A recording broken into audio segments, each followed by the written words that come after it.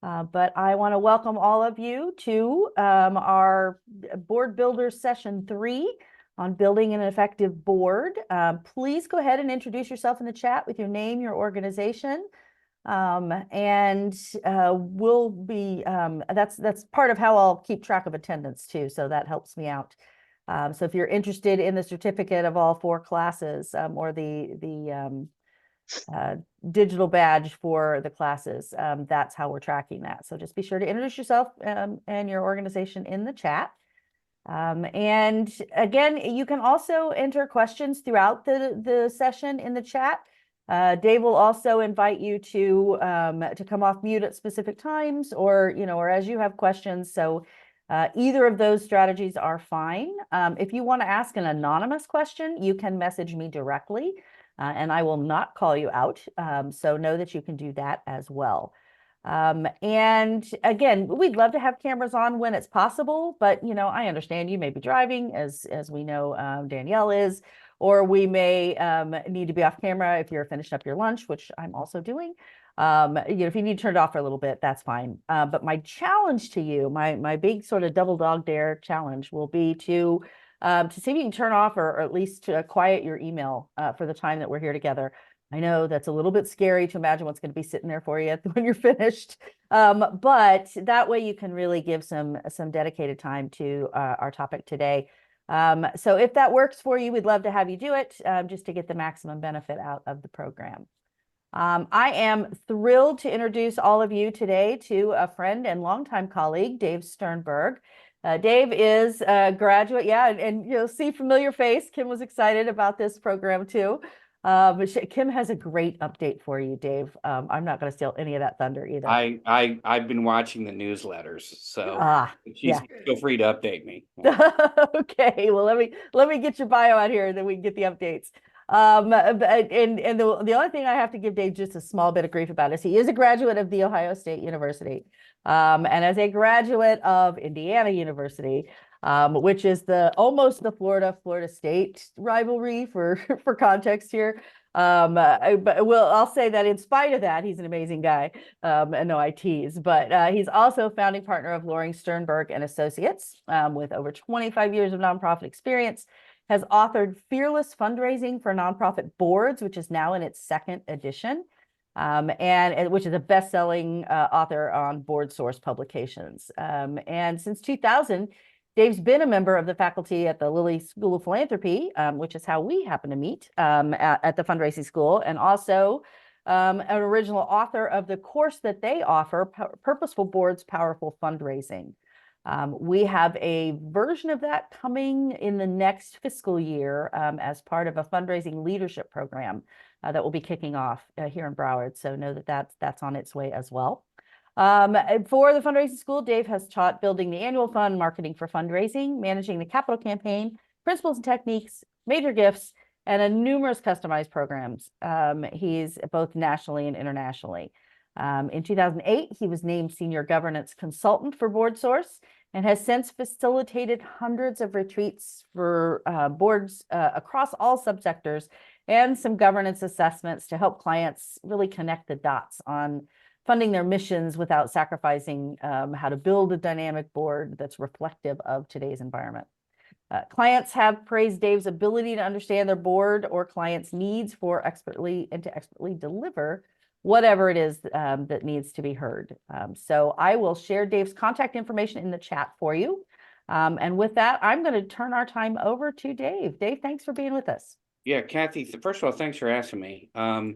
That I have to get a copy of whatever it was you just said, because it sounded good. I really enjoyed that. I appreciate that. Yeah, the only thing you left out, I always tell everyone, is that I was president of my 7th grade class both years. And I think that says a lot about my ability to sort of stick with a subject. So it's, Kim, I'm going to email you separately and get on a Zoom call. I want to get the latest. Okay. There's amazing things happening for you. I know that. So I'm very excited about that. So I'm going to go ahead and share my screen. We're going to spend obviously a few hours together, and we will have some break time in here. We're not going to chat for 4 hours straight, largely because I'm old and I can't last for 4 hours straight standing up, but also because it does a lot of screen time. So, but here's how I operate. So, as someone has to present things virtually, it can be very difficult when you feed off of people's energy like I do. So I sometimes I'll do something like this. I'll say, Sherry, can you unmute for me? Go ahead and unmute. Do you mind, Sherry? Are you with us, Sherry? Yep, I There got you it. go. All right, good. So Sherry, how are you today? I'm good, thank you. I may do that at some point, and that is just the way to make sure there's audience participation. I always say everyone's in the front row on a virtual session. So that's how I'm going to hope to get us all interacting. And so just make you aware of that. But as Kathy has said, just everyone, if you mute, we won't hear the delivery or the dog and that happens in my home office, so it's not a problem for me. But for those of you who went to the two earlier sessions of this 4-part session, you saw Susan Decker and David Stiers, and we're part of the nonprofit board governance consultant, like we call it a consortium, a whole bunch of really great board source people. My firm is Sternberg, and all y'all have our own firms. Vernetta Walker's coming up. I can't say enough about Vernetta, and I think that's, Kathy, if I'm not mistaken, that's on site, and that's around the diversity, equity, inclusion, and she's my champion on that. She's terrific. So to offer context, if you're new today to the 4-part session, welcome. I mean, if you didn't see my previous two colleagues, you already told everything that's wonderful about me. So we're just going to jump in. Let me start with Eleanor. Do you mind unmuting for me? I'm going to ask you my first quiz question, which is how many nonprofits are there in the United States? What do you think? Oh, my goodness. Oh, I'd say there's at least an average of 3,000 per state. Okay, so what is that? That's 150,000 total, right? Right. Okay. That's probably So, an underestimate. well, I don't know. Let's find out from your colleagues. If you're going to chat, do you think it's more or less than 150,000? Go ahead and just type in some responses. You're either going to say more or less. If you have no idea, just put don't know. But let's see. So we have a lot of people believe that the answer is more. Okay.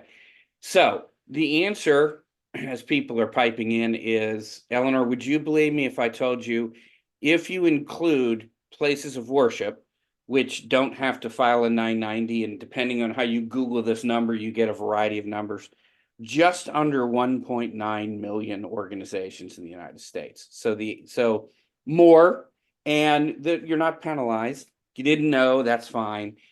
And I share that number because I want organizations to understand that they find themselves in an environment where they're competing not just for money, many of them, they're also competing for the human resources, which are volunteers, board members. We are in an environment where there is heavy competition. There's no question about that. I would never look at you and say that is not true. How you respond to it as an organization determines what that means to you, but it does exist. Now, thank you, Eleanor, for participating. Kim, how are you, Kim? Unmute for me, Kim. Now here's my next trick question. You ready? There's the IRS, the 501c section are the nonprofit organizations, right? And everyone says we're a 501c3. Kim, how many C designations are there? I think 9. 9. Okay. Now in the chat, how many of you think 9 is good? More or less? I think there's more than 9. I think there's less than 9. What do you guys think?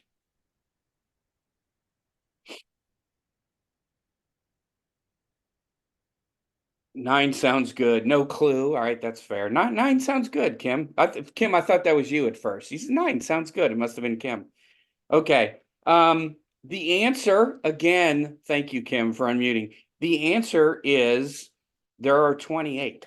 Now, Monica looks shocked that I just told her there's 28. Monica, unmute for me for a second. Why were you shocked that I just told you there's 28 different designations of not-for-profit organizations? because things just can be so complicated that it's not, it's, you know, even as 9 sounds complicated to me, the fact that there's so many is. Yeah.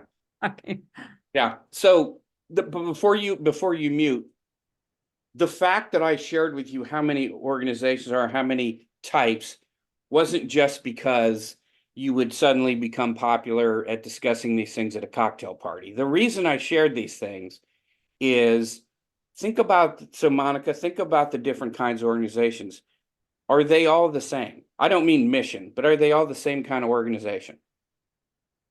well, I would imagine that some have to do with lobbying or advocacy, and some could have to do with other Right. activities. Yeah. Right. So membership association, lobbying organization, right? You know, there's different designations, and it's important to think about those different designations because the public views them tremendously different than we do, than we understand them to be. So in the public's mind, we're all the same. We're just nonprofit organizations and we're all the same. And as a result of that, they don't see the distinction. So for example, funders that make grants don't raise money, but many nonprofit organizations rely on fundraising.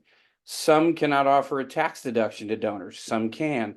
Some are membership associations who serve just members. Some are not. The public doesn't know that. Now, I don't lay awake at night upset that the public doesn't know that. And I'm okay with the fact that they may not know that. But the challenge we run into is between us is that we're all the same to the public. So let me ask you, is it Noelia? Am I pronouncing that right? Did I did that? Can you unmute for me real quick? Yes, you pronounce it right. Oh, good. Wow. I'm Kathy knows I'm terrible with names. So that was a risk. So let me ask you, what day is trash day at your house? What day do you take the trash to the curb? I don't have a date because we have a trash chute and they pick up the garbage every day. See, that's the risk you run into when you ask people what their trash day is. So, did you have a trash day growing up? Like take your trash to the curb, or has it always been in? Yes. Okay. I don't all right. remember. Okay, fair enough. So work with Tuesday for the sake of Tuesday. it. All right, fair enough. Thank you very much. Because we don't want to go till 5 to figure out what day we're going to agree is trash day. But anyway, so let's say trash day is Tuesday. All right, good. Thank you. Now, you take the trash to the curb on Monday night and you see your next door neighbor and he says hi to you and asks what's going on in your life. And you say to him, oh, listen, I'm glad you asked. I got involved with this really great nonprofit organization. Okay. Now, what does your neighbor think when you say that to him? What is he thinking when you say, I got involved with this really great nonprofit organization? Oh, really? Tell me more about it. Okay. You have a wonderful neighbor, and we all need neighbors like yours, because that's not probably what you're going to hear. Thank you. Oh, Okay. yeah, I guess it depends on the neighbor. If it's just a hi and bye, I'll be like, oh, why is he asking me? Okay. Now, Monica knows where I'm going with this. So does Kathy. So here's what's going to happen. Okay. Here's what really is going to happen. He's going to say to himself, well, and everyone here is like, you're going to ask me for money. Not that. That's not where I was going. This is what he's going to say to himself. He's going to say, well, Noelia, I want to know what the organization's overhead is. Can you tell me precisely what the overhead of the organization is? Because we're all, the public thinks that there's some sort of standard by which we're measured and that there's an overhead figure. And I'm here to tell you it doesn't exist. It's never existed. There's no way to calculate it. It's not agreed upon. We all do it differently. But then Noelia, you know what else he's going to do? He's going to say, and I know that your CEO can't be paid a lot of money because we don't do that. That's not allowed. And the staff better be underpaid too, because we do this work because we love the organization, not because we have to pay rent or a mortgage. That's not why we do this. We live on the street to do this work, right? And then my favorite thing is, and you better not have any money, because we know that every dollar that comes in the organization, Phoebe is loving on this right now. Every dollar that comes into the organization has to be spent on program, right? That's the mode that the public operates in. And on your behalf, I find that mode very disturbing. And so what I like John Q. Public to be aware of is, I'm gonna just get out of this for one moment. What I like John Q. Public to be aware of is there is, we don't have an overhead to measure. There's not an agreed upon way. So you need to help your neighbor understand that, Noelia. And you also need to ask your neighbor if he's ever heard of Harvard. Noelia, have you ever heard of Harvard? Yes. Yeah, Harvard University, right? Okay. Does anyone know how big the Harvard endowment is? Any idea?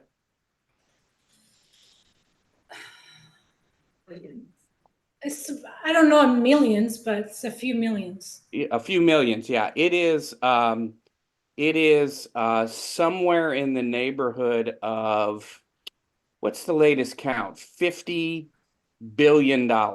Not millions, billions with a B, okay? Wow. So and you should know, as should your neighbor know, that, struggling with my screen here, as your neighbor should know, Noelia, Harvard is a nonprofit organization. Did you know that they're a 501c3 like Heal the Planet is? No, I didn't know. You did not know that. So let me ask you, this is for your neighbor. Why is it that Harvard can have over $50 billion, but Heal the Planet cannot? I don't understand why it's fair for them and not for you, right? So what gets to bother me is the reality that we live in an environment where there's this myth versus reality scenario going on. And what's important to me is that we help our communities understand the differences in the for-profit, nonprofit world, and they're not what they believe that they are. So here's my 10 minutes with your next door neighbor, okay? If any of you went to Starbucks at all today, I don't know how many of you went to Starbucks or Dunkin' Donuts or wherever, you went through the drive-through, maybe you walked in the store, and in the for-profit world, you go to the store and you buy the product. And when you buy the product price includes the full cost to the organization, to the company to get the product to you. And in this case, believe it or not, a 6-ounce vanilla soy latte is roughly $6, depending on where you are in the country. Okay, a grande, by the way, so it's just a medium size. It's not the giant size. And that price, as I noted, includes the full cost. That actually costs Starbucks in direct expenses. So the shots of espresso, the steamed milk, the cup, the lid, the stir, right? The rent, the labor, utilities, $1.82. Now, we all went through Starbucks and we gave them $6. And when we gave them $6, we included the other $4 and change, marketing and sales, the distribution, admin costs, bonuses for executives, profits for shareholders, right? This is how these organizations operate. We consider how they operate and what goes into them as necessary functions to how they operate. Now, in the nonprofit world, we're delivering a service that might also cost us $6, okay? And we have indirect costs, but we are in a situation where the customers that we serve, clients, families, whatever word fits your organization, they can't pay the full cost of the item, of the service, okay? So the overhead and profits that otherwise are part of our fully loaded cost of doing business, we omit when we talk about the organization. We don't want to tell people what the actual cost of doing business is because we're afraid that they're going to have a negative reaction. And they have added to this idea of overhead, this idea of low salaries, this idea of no money. So we're left to understand why we only get to $1.82 instead of the $6 that it costs to serve folks. And this is not something we should shy away from. This is something we should embrace. Because if we wanted people in our community to understand the impact we have, the solution to that for me is very, very simple. We should all close for the next week. And if we all closed for the next week, they would begin to understand the services we provide and why they're so important to their community. So I share this. This is my soapbox. Kathy's wondering, when are you getting on with the material? I share this because A, we all need to be talking about this, and B, our boards need to know this. They need to be part of understanding how to help the narrative. So nonprofit doesn't mean no profit. You can make all the profit you want. There is no way to measure overhead. And if it were up to me, which it's not, if it were up to me, we would stop using the word nonprofit. We would just never use that word again. We would use some phrase like social benefit corporation. Okay. If I said to your neighbor, I'm involved with a social benefit corporation, what is your neighbor likely to say? At that point, what's your neighbor going to say? He's going to say, well, what is a social benefit corporation? And your response is going to be, Noelia, let me tell you how we benefit the community. Because when we look at our boards and we want them to be out externally facing the community, one thing that they struggle with is, how do I talk about the organization? And I think we need to get past the word nonprofit. Nonprofit is viewed wrong by the public, and it makes it hard for us to do this work. That's my Would it be soapbox. fair to say that, maybe just say, Dave, would it be fair to say I work for an organization?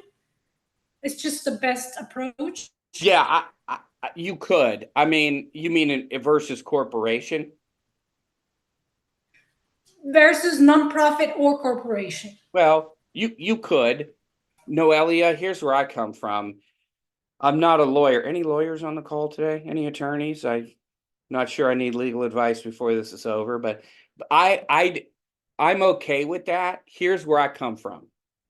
Just don't use the word nonprofit. Now, all nonprofit is a tax status. It just means we're tax exempt.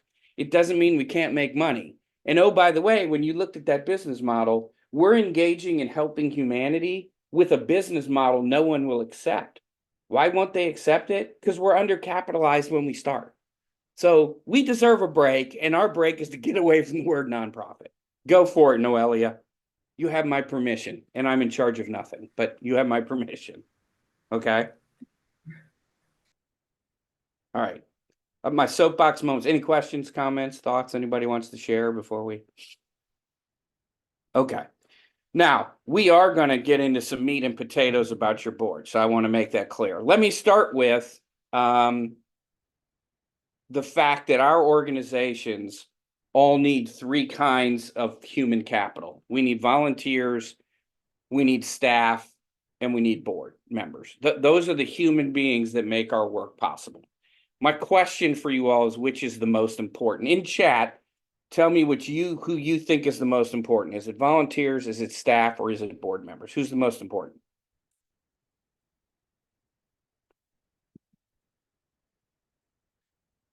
We started out of the gate with a vote for staff. Who else wants to vote on who's the most important?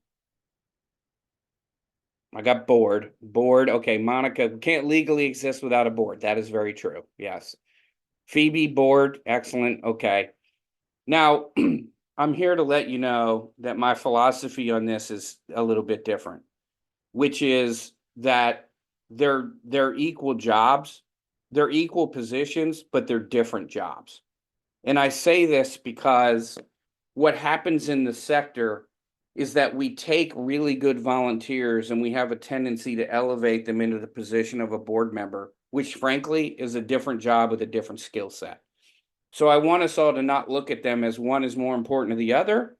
I want us all to look at them as though they have a different skill set. And when we put the right people in the right skill set, our organization benefits from that. So philosophically, that will find its way through the rest of what we talk about. Now, I want to share with you, after having done this for a couple of decades, the things that we have found influence the way that your board behaves historically through your organization. So predating you through your experience working with your board or on your board, The first thing is the history and habits that the board uses. Are they doing things that they've done because it's the way they've always done them? So Eleanor, you had, I think, indicated that you're a board member, correct? Correct. Okay. Tell me about your board meeting. When do you guys meet and how often? I'm new to the board. Okay. It meets monthly. Okay. Does it meet the same day every month, like the third Thursday or the, okay. So Eleanor and I'm your answer is fine because you're new. So but why does the board do that, Eleanor? Do you know? Absolutely based on history. Okay, right. It is behaving in a way that's reflective of what we've always done. It's the way we've always done it. So I like to put you in a position, all of you, where you can think about, are we doing what we're doing because it's the way we've always done it, or because it's the most effective and efficient way to do it? Now, if the answer is it's every other Tuesday, and it's every other Tuesday because we polled the board and we do that annually, and last year it was every other Wednesday, but we changed, then you're deciding more effective and efficient.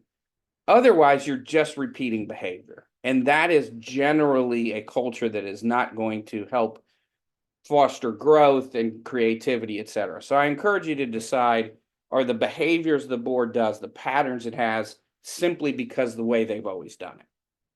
And we are going to likely talk about things that challenge your board's history and behavior. I can almost guarantee that. The other is the stage your organization is in. Now, let me talk about stages of organizations real quick. There are two stages, and I want to be clear that these are born of a whole lot of work with clients, and that work brought us to a point where we were constantly, particularly in trainings, people would say, are we a good board or are we a bad board? Now, Kim may have walked up to me in a training, and I've known Kim for 35 minutes, and are we good or bad? Kim, I don't know whether you're good or bad. I mean, I have no idea, I don't know enough about you to know, but what we developed was, well, what would be sort of the extremes of really new to, really good. All right. And I don't think good and age are relevant, they're connected. You can be a new organization and be firing on all cylinders. You can be 100-year-old organization, have challenges, but I'm going to talk about these stages because I'm going to ask you where you believe your organization is. Okay. So when you look at stage one organizations, what you find is there often can be founders who are still with the organization, or situations where there's long-standing board members who people, the board defers to. Like Sherry or Phoebe and Tim have been on the board for 25 years, and we just don't make decisions that upset them. Okay, we just don't. That would be an example of sort of founders having an influence on decision making. Limited sources of funding. So if a funding source disappeared, it would be, curtains almost. It would be catastrophic. The board is involved in program delivery and daily operation. They're not governing. They're actually just volunteers that on paper are the board, because you need a board. You can't exist without one. Their names are down there, but there's not a board functioning here. And that goes with, there's not clear board expectations. There's generally no strategic or long-term vision or future vision. We don't know where we're headed. We're just trying to get through each week. There's generally not an expectation for board members to be involved with fundraising or even give. And the board operates as a committee of the whole. They come together as one group, and that's how we do decision making. There's no structure. Versus a stage two organization that has diversified funding streams. Yeah, no one wants to lose a funding stream, but if one went away, we'd be okay. We could adjust. The board is involved with fund development, stewardship, and advocacy work, externally facing to the community. They are external, making connections, helping to raise money, open doors. Yes, they're governing, but they have an high-level external function. There's board expectations that are enforced. They're enforced. They're not just on paper and we hope you do them. there is a strategic direction, a future vision that's agreed upon. The staff drives programs, and the board's not doing it, the staff is. The directors are chosen on background, merit, skills. There's criteria that we're going to use to select board members as we go. They're selected from the community at large. No one is dictating who should serve on our board. They're brought in through a functioning nominating procedure. And as a result, the board can focus on critical issues, the high level stuff. Okay. Now, where is your organization? Are you a 1 or a 2? Put in the chat. What do you think? I'm not making record of this. Kathy promised that she would not in any way make notes about what you said you were, but are you a 1 or a 2? Okay.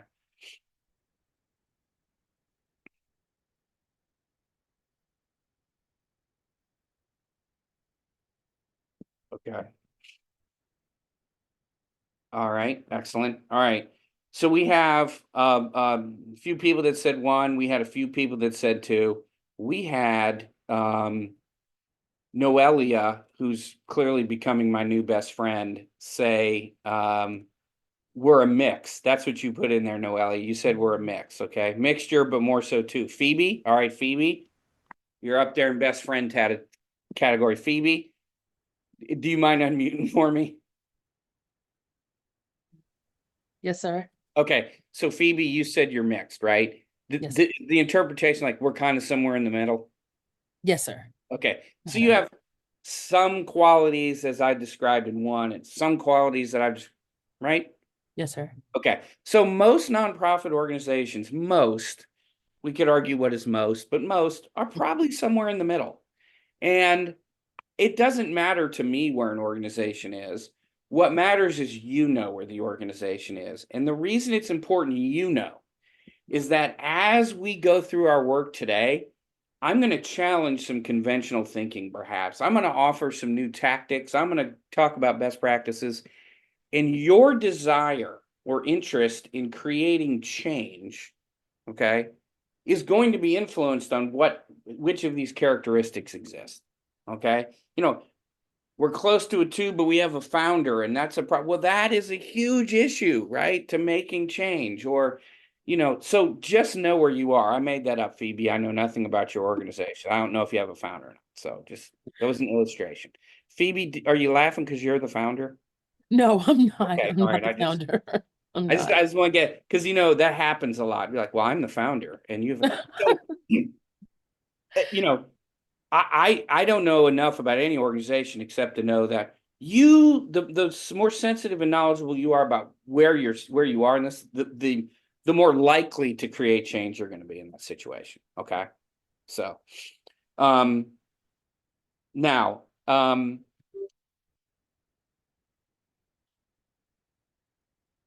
I talked about history and habit, talked about stages of organization. The other is, what kind of leadership the board has. What are those leadership qualities? And so I have a colleague who quite frequently talks to me about leadership, and she makes a distinction between management and leadership. Like they're two distinct things. Management is, Kim, you have to do X, and we have to make sure, like, that's management. Leadership is inspiring Kim to want to do X. Okay, and I'm not even paying homage to that very well, but just as an illustration. And so, is the board made up of the kind of people that inspire people to move or order people around? Sometimes there's a founder, as I mentioned earlier, who is not the entrepreneurial person and who doesn't have an interest in moving on. They will tell you they do, but they really don't. And then there's founders who I'm ready to move on, and I mean that genuinely. So are those influences? That's a question mark for everyone. And then finally is the strength of the staff. Now, I happen to have worked with Kim in a previous time, right, Kim? Okay. Kim, as an illustration, has a really good staff, and Kim knows what I'm about to say, okay? A good board knows what support to offer, or excuse me, a good staff knows what support to offer the board, not in a way of, I know, you should know, that's terrible, you don't. Why, how could you not? It's, how do I help push from behind in a way that's learning, that's a partnership? Look, board members are volunteers also at the end of the day. So what does that look like for our organization? And for us, those are the four things that end up determining what is in front of you and why you see what you see. Okay. So from that, we're going to get into the exciting realm of what the actual legal duties of a nonprofit board are. Now, I have to tell you, this is undoubtedly the most exciting thing you're going to hear in the course of this presentation are the legal duties. And I am not being serious at all, in case you're wondering. So there are three legal duties, whether you're in Florida or my home state of Indiana or wherever you are. These are the three legal duties, and I'm going to explain them as a group, not go into them deep as individual roles. Sherry, are you writing these down? Is that what you're doing, Sherry?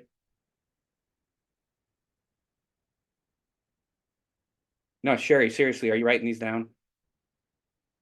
She must be. I don't know. Okay.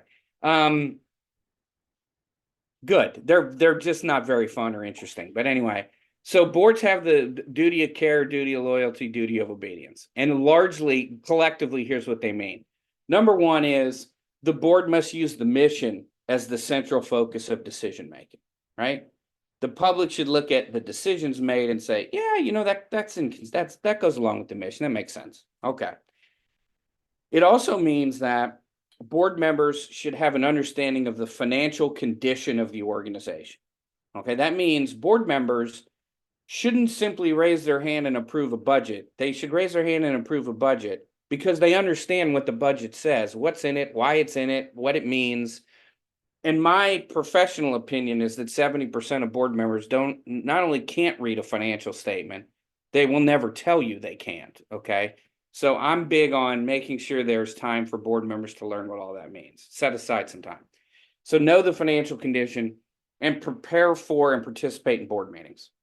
And prepare for has a bit of a nuance to it. It's very simple. It means in advance. It doesn't mean show up and read stuff. That's not preparing, okay? So my level of being a student, I'm being candid with you, all right, Phoebe? I grew up in the era of paddling. Did anyone else grow up in the era of being paddled when you were in elementary? Thank you very much, Kathy. That's why thank you, Kim. That's why, you and I I was paddled a lot, okay? I'm going to be straight up with you. I was paddled a lot. I don't know if they should be doing that. I have no idea. But I wouldn't prepare. But you have to prepare. If you're a board member, you can't show up and say you didn't know. It's just not allowed. Okay. And the final thing is avoiding a conflict of interest. And this was kind of a bigger thing a number of years ago because people were really black and white on this. Like, well, there's a conflict, can't serve. That's not what this means. This means that conflicts that exist need to be divulged in writing. Right. And nowadays, every board, almost everybody has a conflict of interest statement. Check, no conflict. Check, I have a conflict. Here's what that conflict is. You just need to be aware of what that conflict is and act appropriately when there is one. Okay. So those are the three legal duties. Any questions about those at all? Anything? They are fun. I told you. Okay. The next is I'm going to go through the 10 roles and responsibilities, and I want you to make sure you understand each one. So as I go through them, make sure you ask any questions that you might have, because what I'd like for you to do is for you to score your board as I go through each one of them and score each role individually. And here is your score chart, okay? If I read a role and responsibility and you think your board is doing this well, then give it a 4, okay? If you read a role and responsibility and you think the board is not performing it at all, or there's a lot of work that needs to be done for this thing to even make sense, then make it a 1. And If you're not sure it's a 1 or, a 3, make it a 2, fine. But I'm only giving you a decimal point because after having done this for so many years, what happens is that somebody doesn't make it a 1, a 1.5, or a 2. They make it a 1.38976. Like, that's just not going to be helpful. So you get a decimal point as we go. Is that clear? So you're scoring it somewhere between 1 and 4 with a decimal point in between if you need it. You good? All good? Okay, good. All right.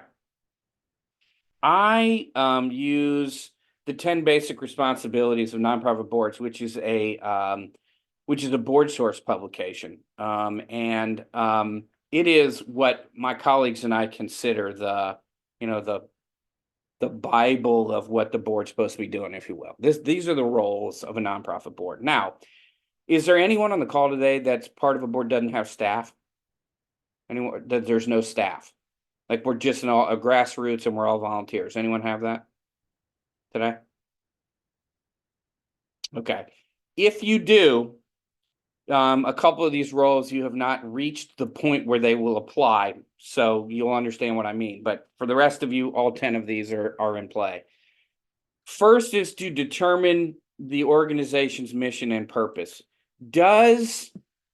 Sherry, does the board have the right to change the mission? Do they have that right?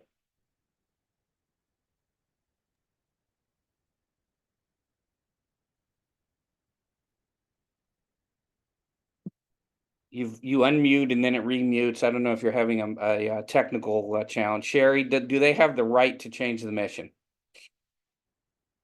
It worked before. Yes. There you go. There you Yes. go.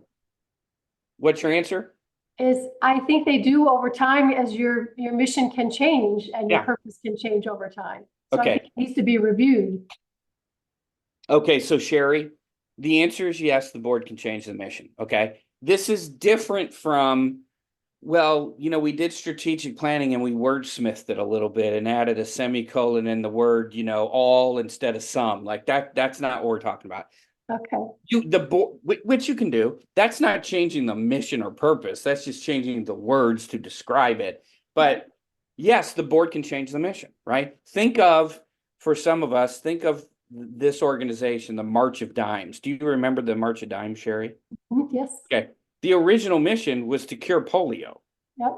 Well, it would be hard to raise money to cure polio today because it's kind of been cured, right? I mean, so they changed their mission, right? I mean, that's a real, it's like that illustrates the change that we're talking about. The board has that right, okay? Again, remember, score these. Okay. Yeah, Dave, our board is a 4 on that or a 1 on that, okay?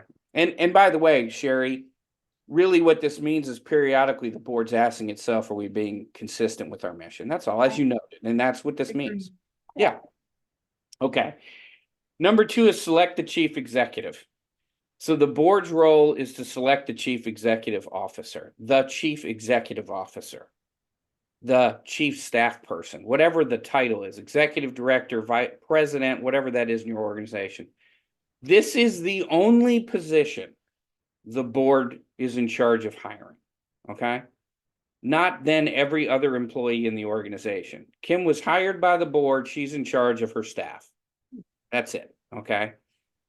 And there's a gazillion ways you can go about doing this. We won't go into that in real great detail, but it's the board's responsibility to make sure that if we have a leadership position on our staff, that the senior leadership, that we're in charge of choosing that person. And number 3, remember, score that 1 to 4. 4 is great, 1 is bad. Number 3 is support the chief executive and review his or her performance. So on an annual basis, okay, Phoebe, are you board or staff? You're a board member? I'm getting good at reading lips via virtual meetings, but you're a board member, Phoebe? Okay. Is anyone who's Kim, I know, I just happen to know Kim's staff. Kim, do you get an annual performance review, right? Yes. Okay. So annually, the board is assessing Kim's performance. Okay. Again, Kathy could give you a 5-hour tutorial on how to do this. So there's like a bunch of different ways. But at the end of the year, look, Kim's the CEO of the corporation. She should have an assessment done. She works for the board, right? How did she do? You know, does she get a raise? Do we put her on a performance plan? God forbid. I mean, those are the decisions the board has to make. Okay. Any questions about those three? Anything? Okay. All right. Number 4, ensure effective organizational planning. So, does the organization have a strategic plan? And this is significant because, as you saw, I made the distinctions between stage 1 and stage 2. But ensuring effective organizational planning is actually something that is a responsibility of the board. And that does not mean this, and I see this a lot. Well, listen, the CEO should create a strategic plan and the board should vote on it. That is a complete violation of number 4. This is the board comes together with the staff, ideally, and creates the strategic direction for the organization. Here is what we intend to accomplish over the next fill-in number of years, etc. They may go a step further and decide we're going to help through committee work, come up with metrics and measurements. Great. That line stops when we begin to tell the staff what their work plan is. This is not a micromanagement opportunity. Okay. So make sure that you understand that it's not just having a plan, it's ensuring the process and that the board drives that. Okay. 5 is ensuring adequate resources. And ensuring adequate resources is really super simple. Here's what it means. Making sure that there's enough revenue coming into the organization so that we can accomplish our work. It is the fundraising piece. Board members have a role in fundraising. This is a role. It isn't optional. How we make that function a reality is a different subject. And we'll talk about that a little bit, but they don't have it is not a staff function that the board hears about. It is a board role that in conjunction with the staff they're participating in. Okay.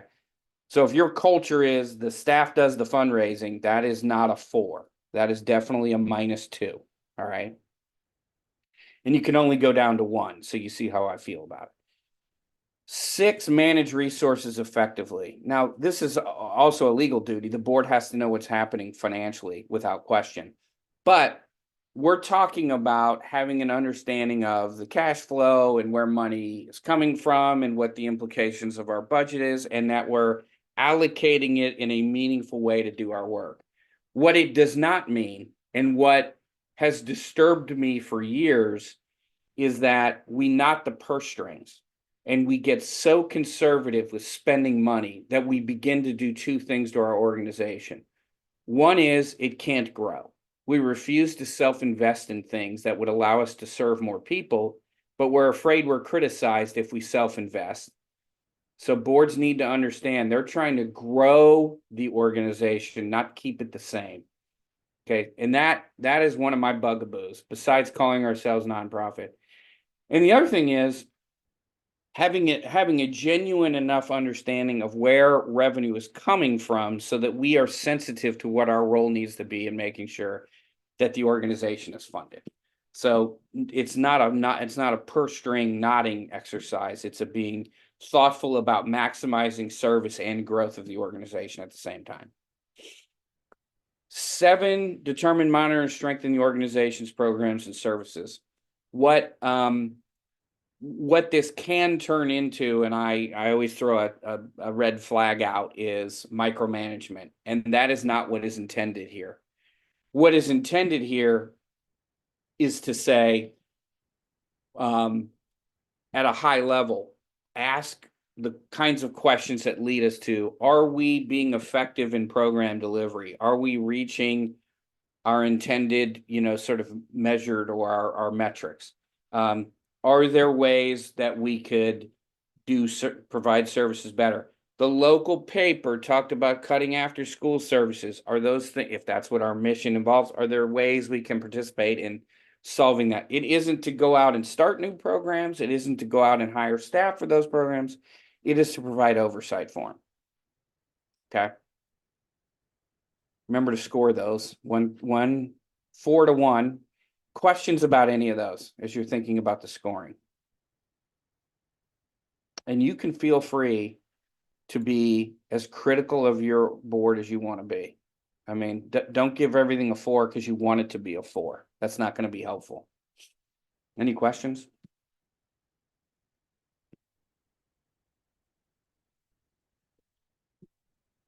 Okay, we're going to go on to the 8, 9, and 10. This is the good news. We're almost done with the 10.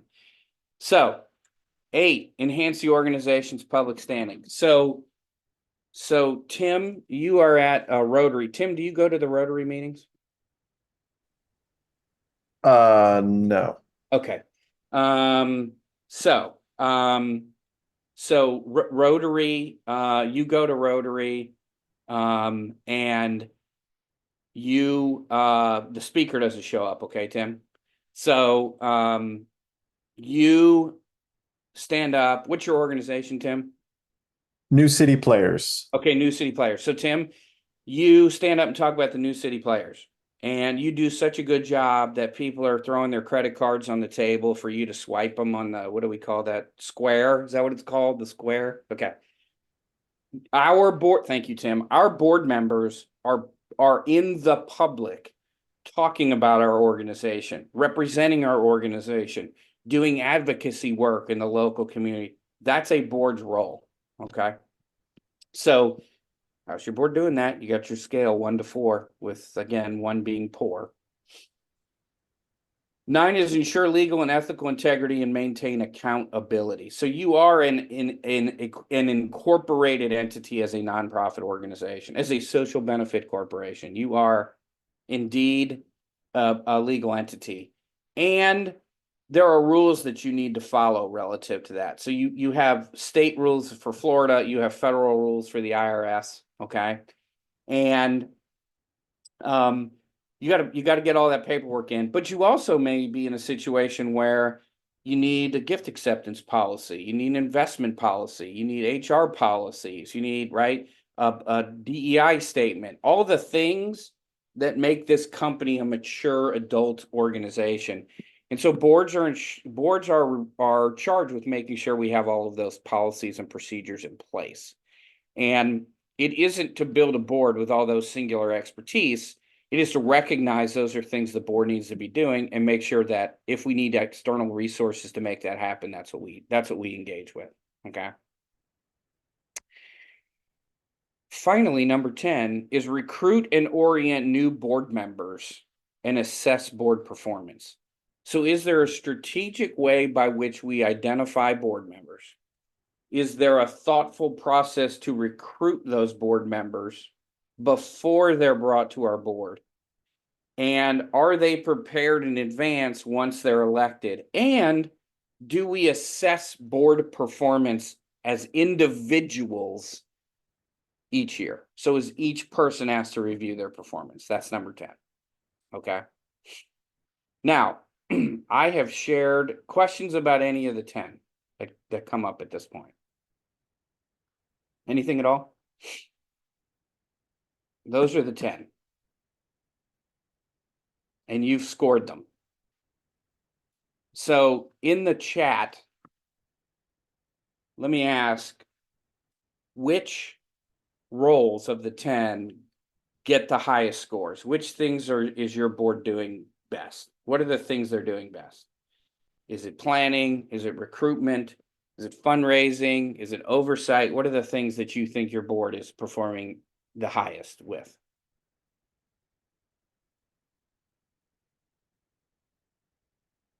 Okay. Eleanor has indicated it's mission, establishing mission. Okay. Legal and ethical. Okay. Fair enough. Other things? Mission. All right.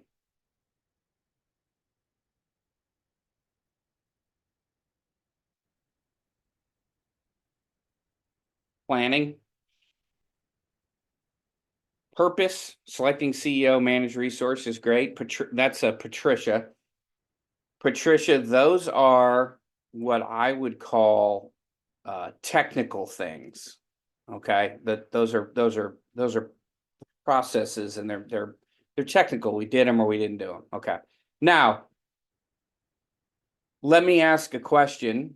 Where is your board not performing the way they should be? I was being kind. Kathy knows I'm a direct person, and I was going to say they stink at, but I'll go with the things they're not performing. What are the things they're not doing well? Go ahead and put those in the chat.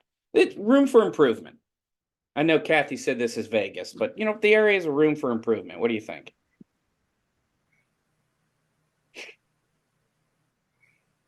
Dave, can you Yeah. please scroll back to one other slides? Sure, absolutely. Hang tight. You want me to go back to one? All the way back to the beginning, I mean, or say that again?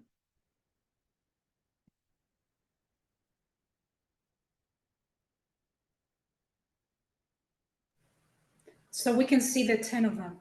Yeah, okay. So here's the first three.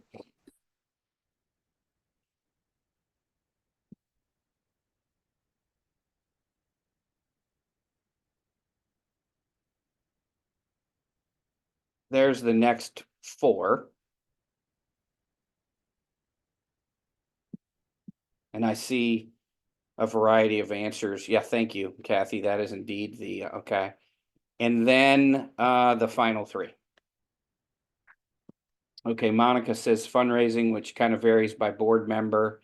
And let's see, recruitment and orientation. We have, let's see, fundraising, recruitment, performance reviews. Okay, recruitment, orient, assess board members. Okay, so fundraising. Thank you, Phoebe. So when I do this in a in-person setting, larger room, I will have people, who are working together at tables, so you share answers. Sometimes it's a singular board at a table.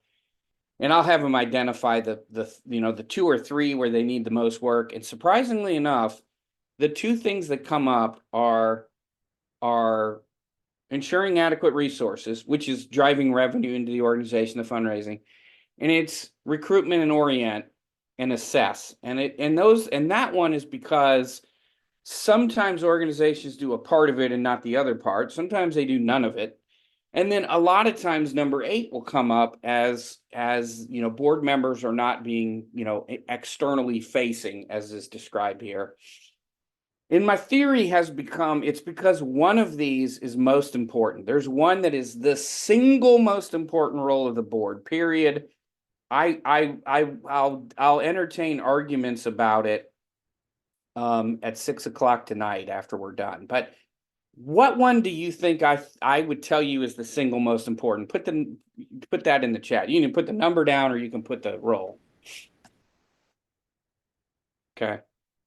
Tim Davis has indicated that it is number 10. What else? We have mission, which is number 1. What else do we have? Any other thoughts? Kim, the fundraising piece, right, Kim? All right. What else? 9. All right. Okay. Tim, Megan, Tim. Unmute for me, Tim. Yeah. Why did you say 10? I think it's sort of how you do that trickles down into how you do all the other stuff. So it's probably the first thing to get right. Okay. You and Megan both put 10, and I have to tell you, that's 100% correct. Okay. I mean, this is kind of like Hollywood Squares. You get an X or an L. I'm not really sure, but that is, in my mind, in my experience, if you do 10 well, it makes doing 1 through 9 a whole lot easier, because it really is a reflection of who you've brought to the boardroom, and therefore performing the other roles gets easier. It's not that the other ones aren't important. They're all important. But the ability to execute on them is influenced by who's at the table. I mean, it's really just that simple. Okay. So my work has led me to a point where I want to back the train up into the station and say, before we think about the board that you have today, that either you're the CEO involved with or you're on a board or both, what you really want to do, I get this, you want to create change by noon tomorrow. Okay, I understand that that's what you want to do. Okay. Tim, I got bad news. It's not going to happen. All right. So I just don't want to burst your bubble. It's not going to happen. But I want to walk you through some processes and practices for you to think about, all of you to think about which of those pieces might we, one, already be doing fairly well, or two, we're not doing and we need to institute. So I'm like, we're going to go back to day one, and I'm going to show you some processes that will allow you to think about how's our organization doing this work and how can we implement these practices in a really good way. Okay. Any questions about the roles before we move? Any clarity, anything anybody wants more information on? You feel free to unmute and just start talking.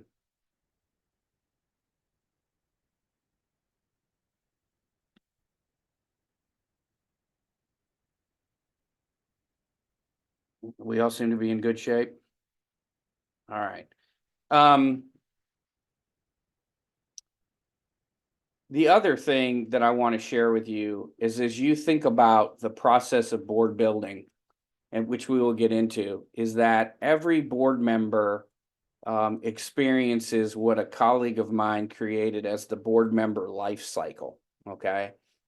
And as individual board members, we're oriented to the organization. We learn what it's all about. We become a part of the organization through affiliation. We begin to participate in a greater way, right? Joining committees, taking a more significant role. Maybe at some point we become part of leadership. We serve in a leadership role, maybe on a committee, or become an officer.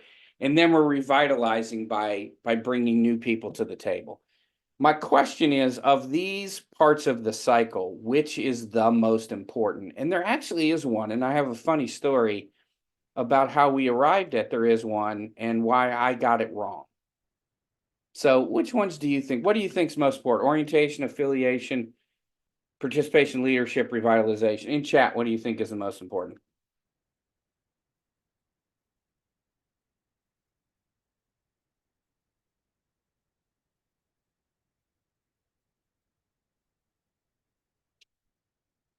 Okay, leadership.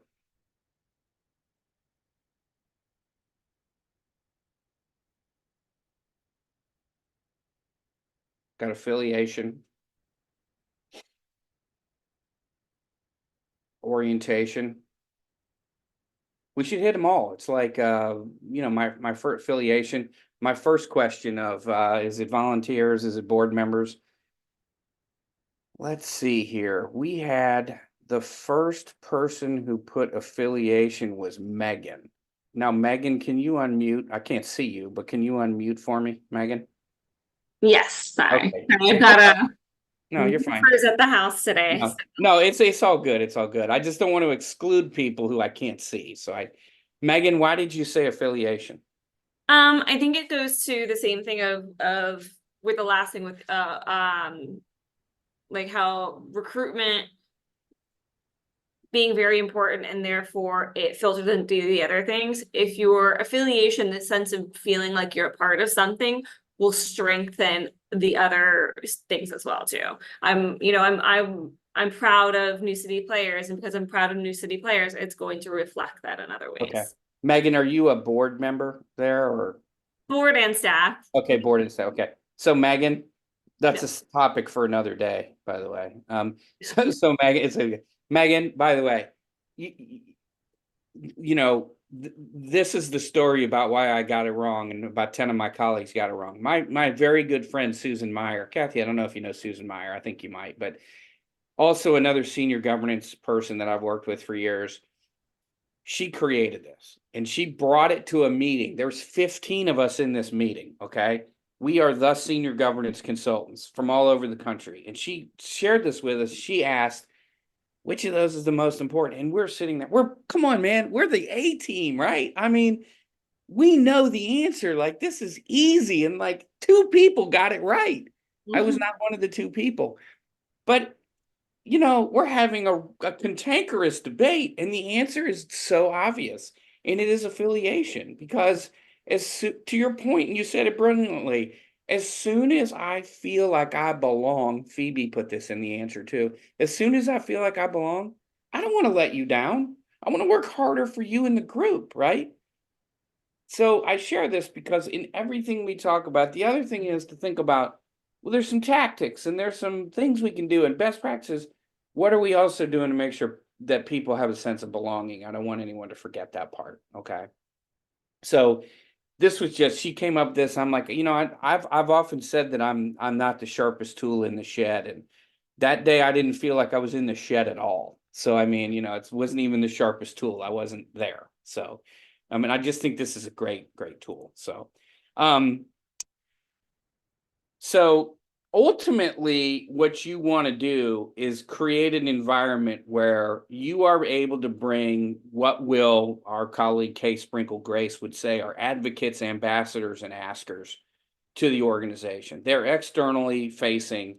They're doing the kind of community building that creates connectivity in all ways, that widens the net of people that know about our organization, that makes us a, sort of a local and a regional or national household name. Okay. The one thing I know that Kathy and I have heard over the years repeatedly is what do people say? It's like, we're the best unknown, how do they say this, Kathy? I'm having Best kept secrets. best kept secret. Thank Yeah. you. Oh Lord. I need something. I'm losing my mind. Yeah, the best kept secret in our community, right? Like, how many times have we like a gazillion like, yeah, the goal is kind of not to be the best kept secret. Like, that's the yay for you, but that's not what you're trying to accomplish here. So we want to build community connectivity, et cetera. So now, all right, everyone's back. Once they start hearing you talk, Everybody jumps on. everyone jumps on. Okay. Let me start by questions. Any questions anybody has? Thoughts, ideas? I mean, anything at all? Clarifications you need? I was just thinking you're talking about affiliation and Yeah. everything like that, and like the longevity of your name associated with an organization is like transcendent upon your time that you were even there. Like I was the general manager at a restaurant for 7 years, and I left 10 years ago. And some people still to this day know me from that place, Yeah. and like, so they're like, you look so familiar, why? And I start listing the places, and the minute I say that restaurant, they're like, that is how, that is why. So affiliation goes a long way. Well, Megan, when that happens to me, I usually say, do you watch Magnum PI or Blue Blood? Tom Selleck, and I There you get go. that a lot. When I actually, I usually have a bit of a beard, and people tell me I look like who's the comedian? Oh man, see, I'm having a senior moment again, but Seth Rogen is what they say. Anyway, so yeah, no, I know the feeling there, Megan. It's and it's not insignificant that people feel that they're part of something. And I go over that quickly, but it's very important. Other questions or comments or thoughts or anything? Anything else? Tim, am I doing all right? You following along? Everything's good? You're doing good. Doing great. Okay, Doing good. great, I Dave. want to make sure. I said, Kathy needs the feedback. Dump this loser, have him back. It's, there's not a whole lot of gray area. Okay. All right. So I'm gonna continue on. We're gonna talk about, if I think 10 is so important, why is 10 so important? Okay, Dave, fine. Well, how do you do 10 well? And I am using the sort of what many of our colleagues and I consider a standard industry standard, the board building cycle, which is another publication you can get from Board Source. Kathy may have resources, make it available to you locally, but I'm going to walk you through the board building cycle, and I want to say a couple things about it as we get going. One is the word cycle is intentionally large because I may very well use the word step, like next step, but it's a cycle. And it's a cycle because it never stops. And as you do effective board building, you are not just looking at how do we bring people to the board, it's how do we support them, how do we grow them, how do we have them roll off in a meaningful way and bring more people. So it's a continuous cycle.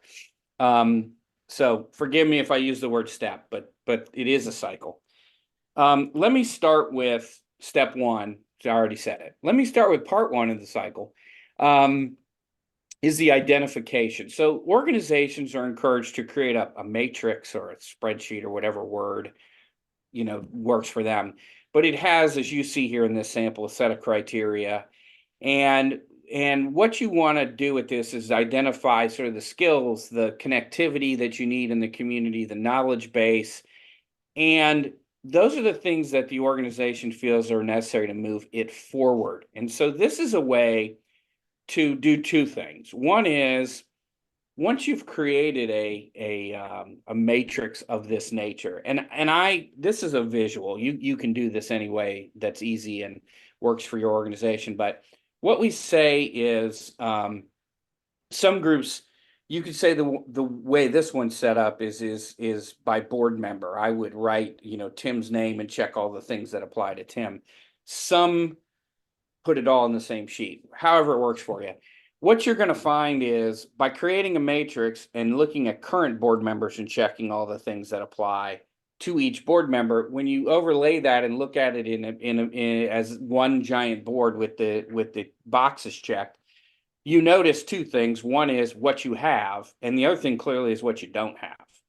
And it is important to think about what you don't have, not because I am encouraging you to create a form where every box is checked. You may not want every box. That's not going to really be helpful, quite honestly. But it is to keep an inventory of what we're made of and what we're recruiting to. And here's how this works. So I will see the areas where there are no X's or check marks. Those are the areas where we're missing something. And we will look at that and say, of the skills that we're missing, what are important to us? And we may decide there's 4 or 5 key things that the next, board members we bring have these skills. Maybe not all of them, but some of them, right? So I literally encourage organizations to put that on a piece of paper, the board recruitment profile, and hand it out at a board meeting. So Danielle, I'm going to hand you the form. You can unmute, Danielle.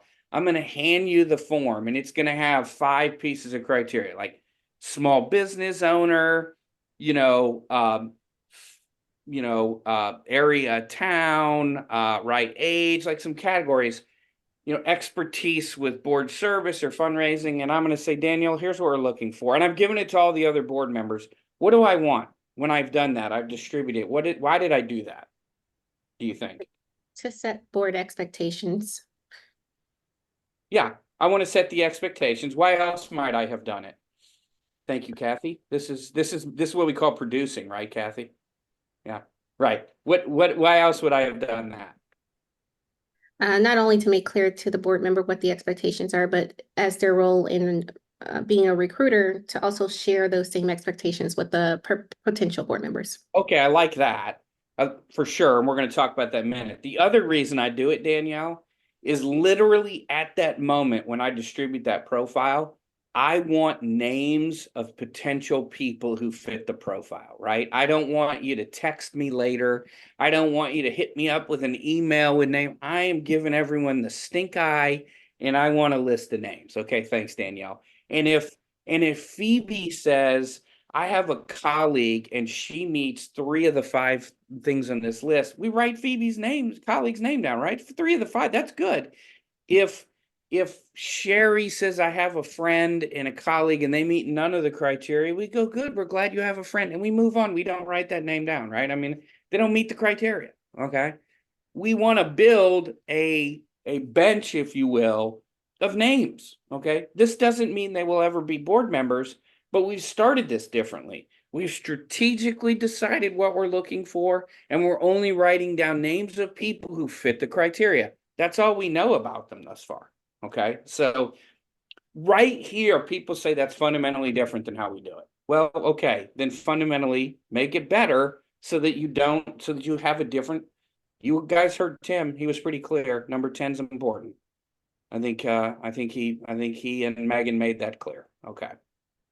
All right, so we start with identification. And the other thing is to think about in thinking about the way in which you will create a profile are the issues around having different perspectives, creating a place where there's where the environment's equitable and that we're including different voices and different viewpoints. Okay.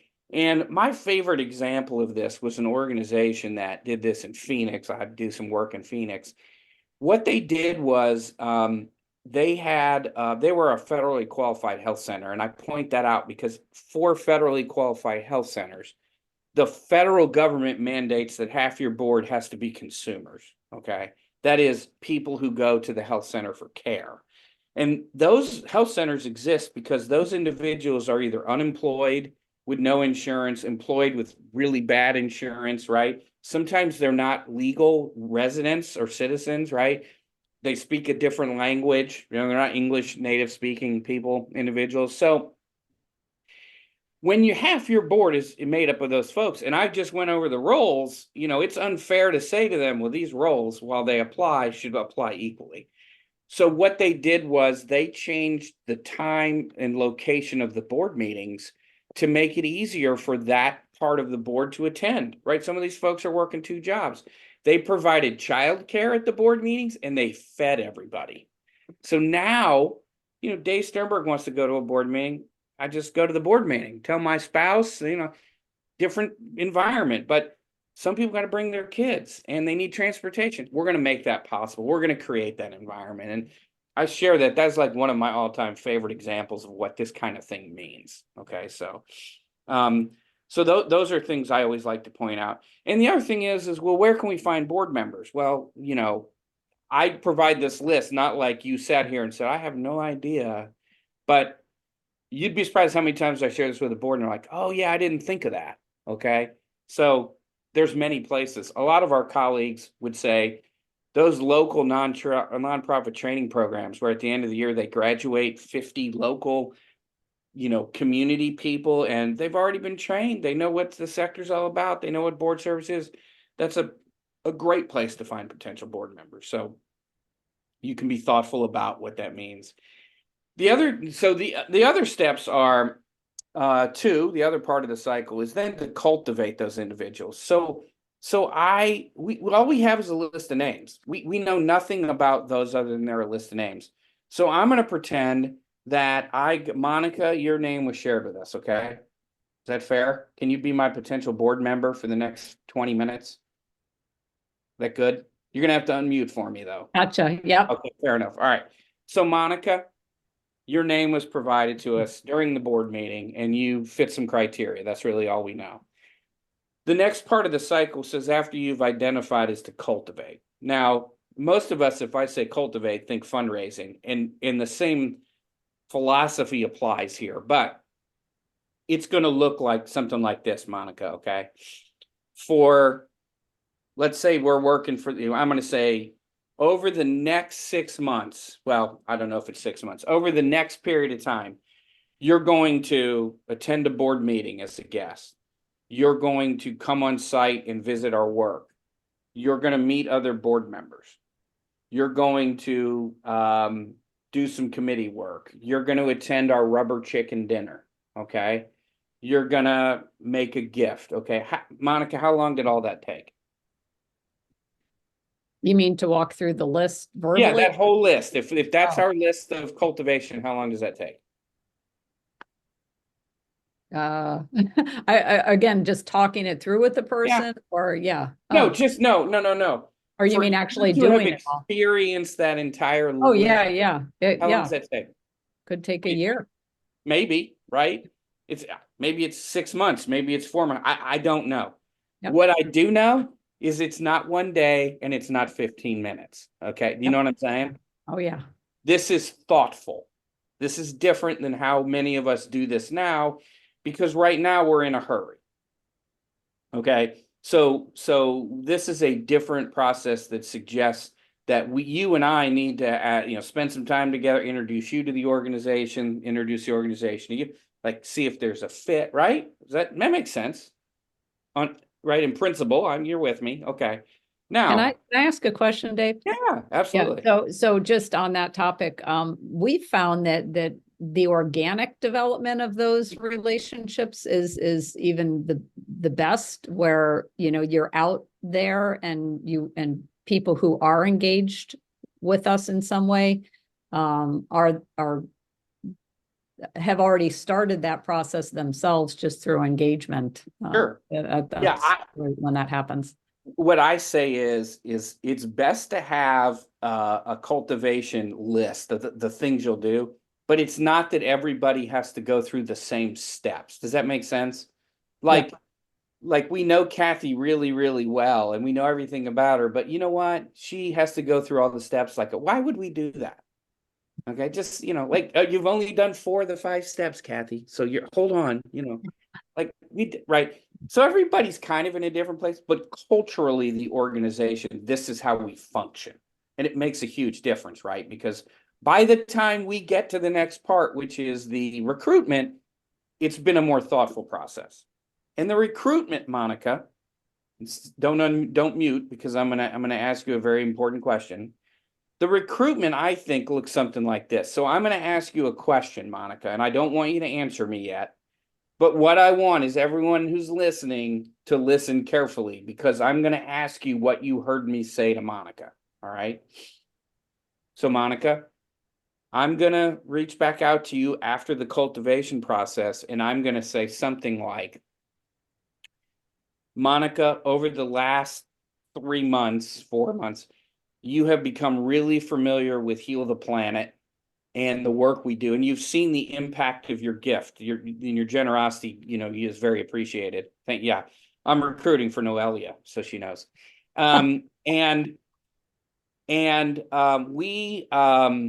You've met board members, you know, you've attended a meeting.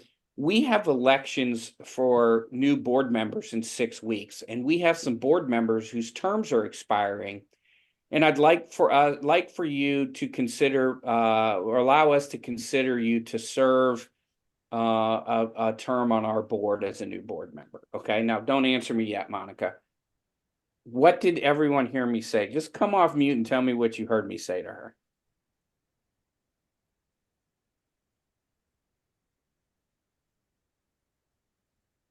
Go ahead, Kim.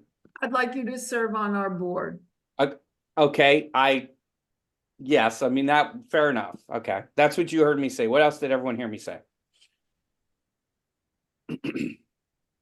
Go for it. What'd you hear me say? You're thinking about this word for word now. That's what you're all doing. That's why. What'd you hear me say? Danielle, what'd you hear me say? Tell me what you heard.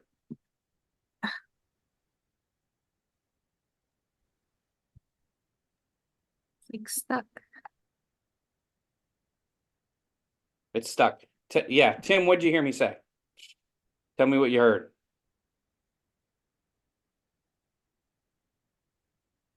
Can you say it again? I can. Tim, I will.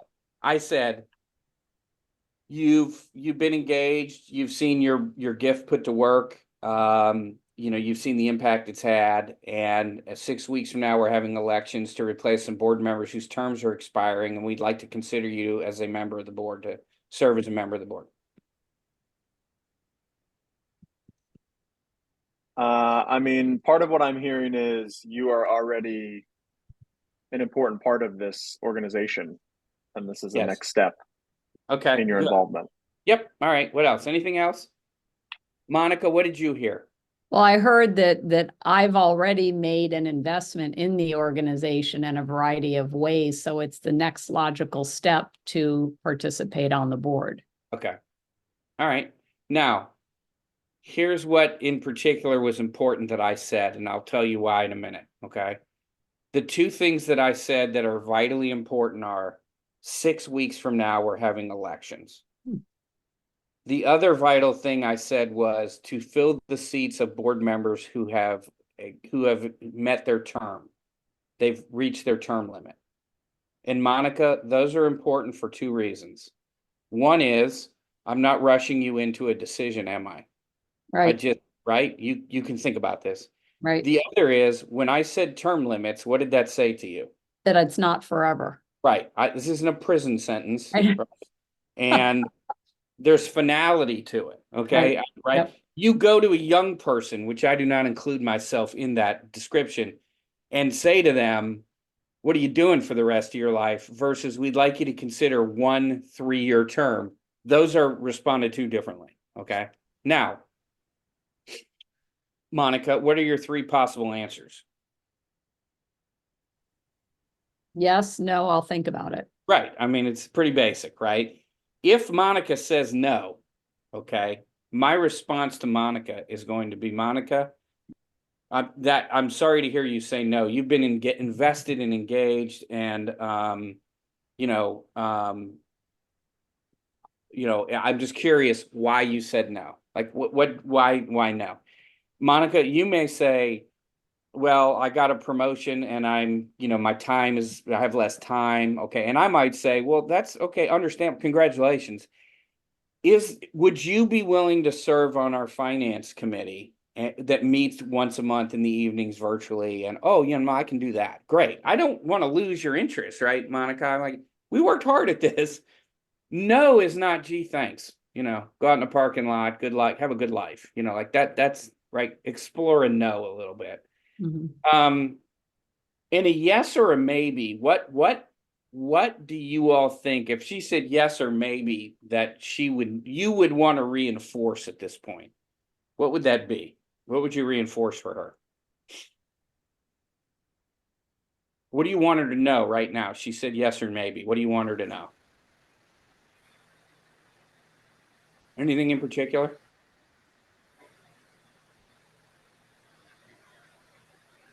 Well, can I share? Yeah. You can Yeah, see I I'm would very formal. So yeah, go ahead. Well, one of the things I would like her to know is that we will be very part of it, because so far she has made a big impact, and having her involved will create even more of what we're looking for, right? Yeah. That missions accomplished, or towards that vision that we have for the organization, and make her feel like she's already part, even though she wasn't elected yet. But feel her invested in the organization. Okay. So I love that. I want to add a thought, which is, if you've done your cultivation part, one could argue she's further along that continuum than she would have been otherwise. So I like the notion that she feels, that there's interest, and that she's knowledgeable, and that there's a sense of belonging. What I really want her to know at this point also is, what is the job required of me to do this work? And so I encourage organizations, if they have not done this already, to share the board member expectation statement. And that statement ought to make it clear what the job of a board member is. Okay. And that job includes things like preparing for and attending all board meetings, not some percentage of board meetings, not some percentage of committee meetings, but all board meetings. Now, I and my colleagues interpret that to mean, things are going to come up and that you might have to miss something. There's just no unexcused absences for things. It's not, oh, you miss one, you're done. You just can't miss without making the board chair or the CEO aware. Now, here's why I say this, okay, Phoebe or Monica. So Monica, if I tell you that we have 12 meetings a year and you're allowed to miss 2, how many meetings are you going to miss? No more than 2. Okay, the answer is 4. Okay, now I don't know what the real answer is, but here's why I say that. As soon as I allow you to miss 2, you're already going to miss the 2. Let's be honest about this. I've allowed you 2 mulligans. You're going to take them. I am a horrible golfer. I'm just going to tell you that right now. You give me a mulligan, hell, I need it off the first tee box. Now. So you're going to miss 2, and life's going to get in the way legitimately for some other ones, right? That's why I said 4. Okay. Well, now you've missed 4 out of 12, right? That's fully 33% of the meetings. Is that a way to govern it? No. No. Okay. So that's why I'm big on all, no unexcused absences. The other is, make an annual gift to the organization. So Monica, what that means is out of your personal resources, okay? Not you work for a bank, they made a gift. That's not your gift, that's the bank's gift, okay? Your gift comes from your personal resources. And I've gotten into every debate imaginable about the best way to make that phrase meaningful. And I think that varies by organization. My personal default is what I have here, which says, right here, which says make an annual gift large enough you care how the organization spends it. Okay. That's a different number for everybody in their circumstance. Right. So I may say that to you, Monica, and say that for one board member is $25,000. And for another board member, that's $25. And that's perfectly acceptable. Right. There's the range. You know what's acceptable for you, but that's how we want you to think about your gift. Okay. The point is zero is unacceptable, right? I mean, that's the more important issue here. Okay. Questions about any of that? Yeah. Yeah.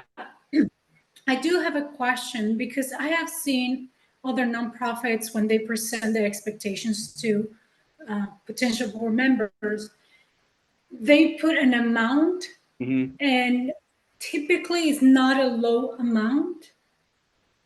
And because I'm trying to onboard new board members, I'm trying to find what will be the right amount.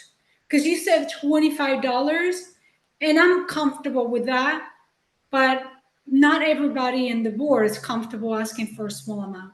Yeah. So this is an organizational philanthropic culture question, and it's a very, very common one. Kathy was going to unmute and answer for you because she's heard this 75,000 times. Here's the truth. I'm going to give you my experience and opinion all kind of rolled into one.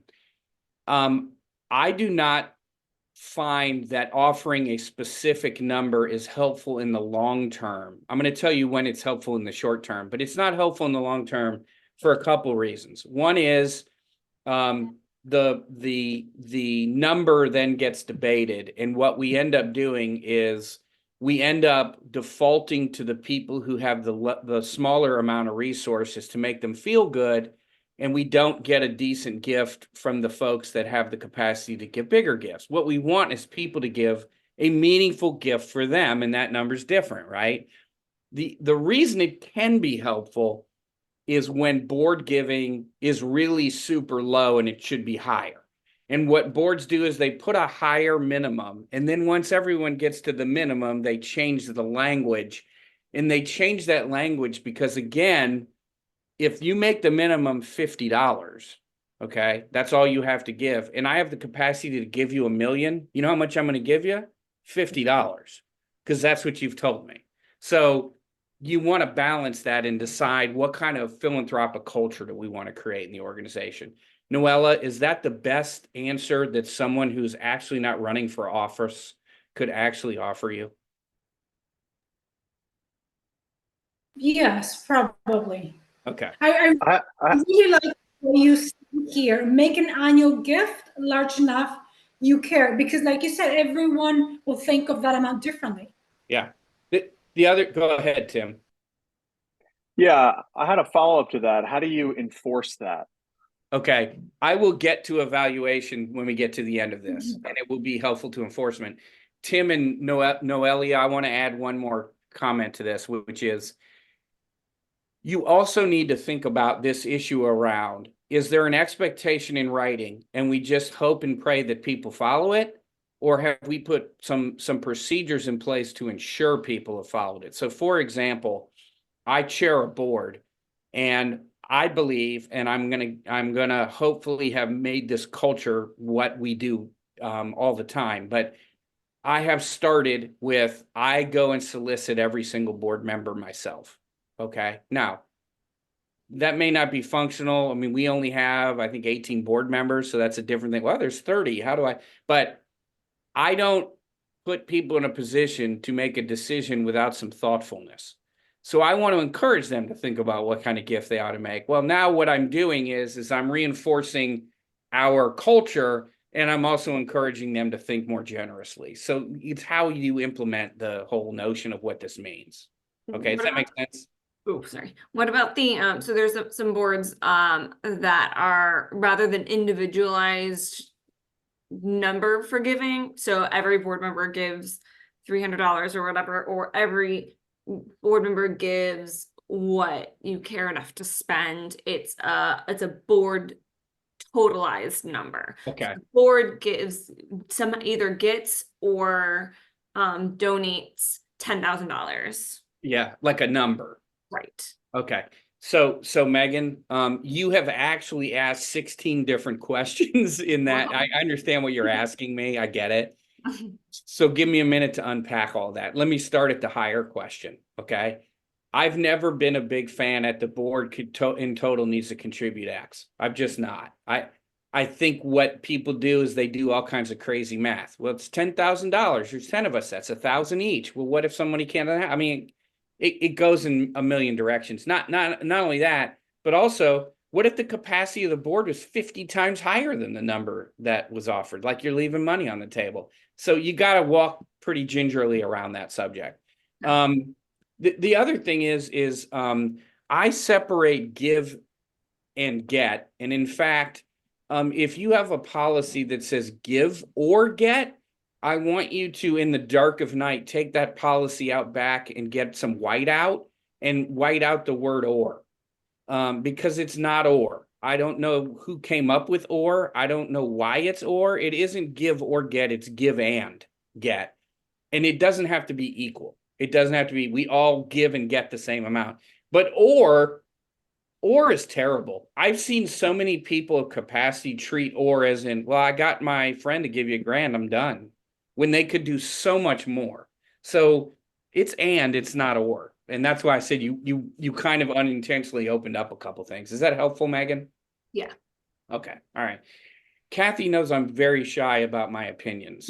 So I just want you all to know it's tough for me to share those. But Well, okay. and the research supports you, Dave, on that. I mean, Yeah. when you talk to donors, I mean, Dave's being very kind and mild about this, but the research is behind all of this, with what donors are really looking for, and board members are looking for that guidance in many cases. Yeah, they are. And I think, the other thing, Kathy, and a lot of the research, and we know the people who've done some of that, like the boards where they engage in this, they first of all raise more money, but secondly, the community thinks, well, Kathy's on the board. If she's not giving, something's got to be wrong. Like, she's the leadership. Why are, so. Okay, all right. And the other thing that I want Monica to know, and Monica, thanks for being our recruiting, our board member today, is that we evaluate the performance of all board members. And this is going to come back to your question, Tim. So hang tight, okay? And when I cover it, if I haven't covered it all, let me know. But Monica, every board member is asked to self-evaluate annually. And I want you to be aware of that before you give me a final, okay, great. This is wholly different. The first three parts of this cycle that I've described, this is how different they are. And what I'm about to share with you is probably less common than it used to be, but it still surprisingly happens. And here's what happens. Okay. This is what it looks like. Okay. Phoebe. Okay. Unmute for me real quick, Phoebe. So I am Phoebe. I'm the chair of the nominating committee for the organization, Phoebe. I want you to look me square in the eye and tell me when I'm going to start to work. I'm the nominating chair. When am I going to start doing my job? Immediately? No, it's going to happen 2 days before elections. That's what's going to happen. Okay. Right. This is what happens. And so what I'm going to do is I'm going to be eating my special K. All right. And I want to tell you, if you ate 7 bowls a day, it doesn't work. Just in case you want to know. I mean, I know this is virtual, but trust me when I tell you it's okay. Anyway, so I'm eating my special K, And it dawns on me that the elections are Wednesday and it's Monday, right? And so, oh my God, I need to bring some names. So here's what I do. I call my friend Phoebe. Phoebe, it's Dave. How you doing? I'm fine. How are you? Don't care. Listen, here's the situation I'm in. All right. I am, I've been involved with Heal the Planet for a number of years, right? And I'm on the board, and it's a great organization. You came to the event a couple years with me ago, a couple years. You don't have to go to meetings or raise money. It's awesome. I'll call you Wednesday after we elect you. Okay. Sound good? Thanks, Phoebe. All right. Now, what did I just do to you, Phoebe? You just signed me up for something that I probably didn't want to, but being your friend, I'm gonna say yeah. Oh, this is true. I'm glad you added that. The real reality is what I did to you was lie, didn't I? Because I want you to go to board meetings and I want you to be involved in fundraising. But because we're not strategic and thoughtful and we don't do it year round, we sucker our friends into stuff that's not maybe even something they want to do. And then, you know what happens? They reach out to Dave Sternberg and they want him to fix it for them. And I'm like, I can't. There's not a solution. You needed to have done this differently. Phoebe's here to stay. It's how do we follow her up with other board members through a different process? That's, you know what I'm saying? Okay. Phoebe, you don't have to tell me, but I know you've been involved in an organization where this has happened, right? Okay. That's all I'm saying. All right. Okay. Oh man.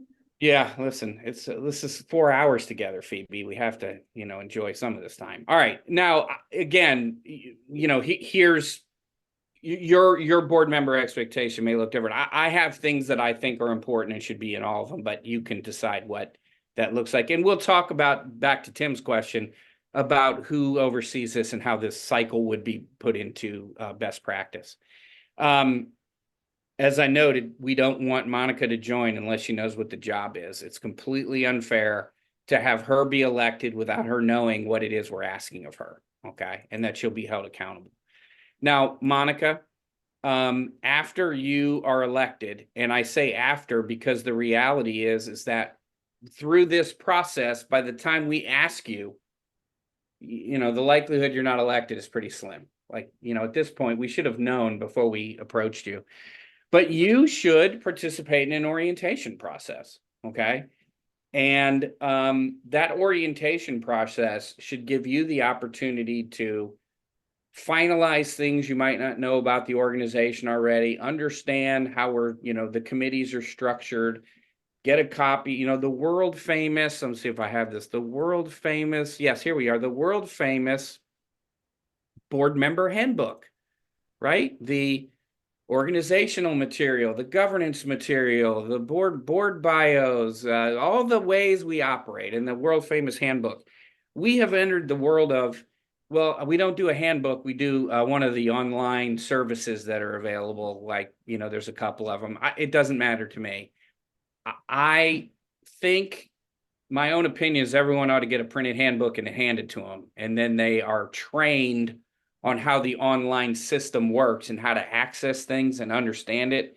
And I'll explain why I say that in a minute. But in that orientation session, Monica, you should have the tactile ability to flip and read and ask questions. And I'm big on, and your pledge form is in there, Monica, if you wouldn't mind filling that out before you, okay.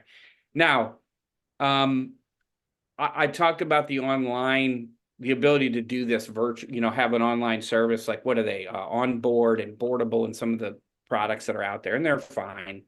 The board I serve on uses one of them, and they had a nasty habit of getting you set up in it and then letting you just figure it out for yourself. And I'm like, this doesn't work. I said, I've looked through it and you logically have not put anything where I would put it. Now, I don't know that it's entirely up to me, but if we don't train board members about how it works and where things are, they're just not going to use it. And in which case, well, the minutes were up there. Well, I don't know how to access the minutes. So how does, so just be sensitive to the notion that this, needs to be done in a thoughtful manner. Who has a board orientation? Anyone here went through one, or your board has one? Anybody?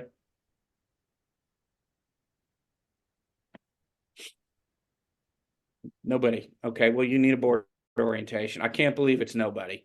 That I find that hard to believe. Kim, you guys have a board orientation, don't you? We do, but we used to do it manually, And when we put it online and put it in a PDF and put it on our web, we have a certain web page. I think we Right. lost a lot. Just listening to you, we lost a lot. Yeah. I mean, the truth is yeah, I think it's a combination of those things. So we make sure the information gets where it needs to go and people have an opportunity to work with it. I am the old guy on the airplane that you sit next to, and you look over and you say, I didn't know there were people that printed out emails to read them. Like, I'm that guy. Okay. Like, I don't speak for everybody, but your inbox gets full and you like, you want to stream your favorite show at night. I don't find a way to make sure that people know what's going on. It's just super important. Okay.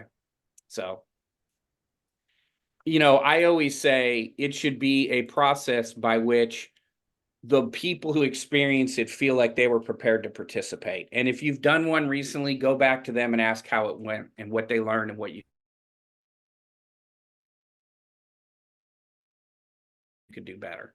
There, number 5 in the cycle is engage board members. So 2 ways. One is, are we ensuring that we're getting people connected with the right kind of work? So, Monica was recruited because she owns a business and she's familiar with raising money and she has some good nonprofit experience, like development committee or resource development committee or whatever you call it. That's the best use of her time, right? As a volunteer. Now, she doesn't have to do that. She could choose something else, and the other thing a lot of boards do is they have a board buddy or a board mentor system where they will assign a current board member to new board members to help sort of speed the comfort along that feeling of affiliation. Let's speed that up. I really think that can be of great value, and a lot of organizations really do this, and they do it well. Just recognize that you do have board members who don't do this well, so don't assign them people. I mean, you might have 3 or 4 that are just really good at it. Make them the stars of this. Don't take someone who's an old curmudgeon and give them this job, because they're just going to turn in new people into old curmudgeons, and that's never a helpful thing. Okay, so be sensitive about how you want to get people engaged. Now again, I talked about 1 through 5 is identifying and bringing and preparing board members. 6 through 10 is board building. It is how do we support and grow our board, and that starts with education. Now, I'm a big believer in every board member having a component of education to it. And if I polled you and said, what do you think education is? This is literally what you would, I'm almost guaranteed. Well, the mission, how many people we serve, the budget, the board members need to know this. Well, that's true. But when I talk about education, I talk about these kinds of things. I talk about things like specific impacts of your work, trends, and current issues that are relevant in the news for our organization. Let's train board members how to ask for money, okay? Let's actually train them to do that. There's great ways to do it. Kathy has many, talk to her. There's great ways to go about doing this. How do we create comfort to talk about wills and bequests? Have we invited a financial advisor in to give us 15 minutes on this subject? It is not difficult or daunting or intimidating, right? Is there any federal or state legislation that's important to our work that impacts us? What are our competitors doing? I don't want to upset you all, but you have competitors, What are the other organizations in your service area doing, so that when I go out and talk about our organization, I know where we fit in all of that, right? Et cetera, et cetera. I have highlighted down at the bottom the one that I think we most readily fail at. And that is helping board members tell powerful stories about the organization. I do not think we spend the time or give board members the tools or space to create what I call, their pitch. It should be elevator pitch or something, I don't know. But how do they talk? Create comfort, give them the opportunity to do that. None of these are things that are relevant to the everyday operation, organization, and budget, and how many people, and that. They're the things that help me be better in the external facing role. And I am serious about education every board meeting for 10 minutes. And you know when you do it? At the start of the board meeting. Before we begin, we're going to do this. Not at the end when everyone's tired and ready to go home. At the start of the board meeting. Okay, 10 minutes. It can have a huge impact on board performance. You've prepared me. You've made me better board member. Anyone do education they want to share with the group that they think is helpful? Everyone's going to tell me about the mission moment. I get that. I'm with you. Anything? Any examples?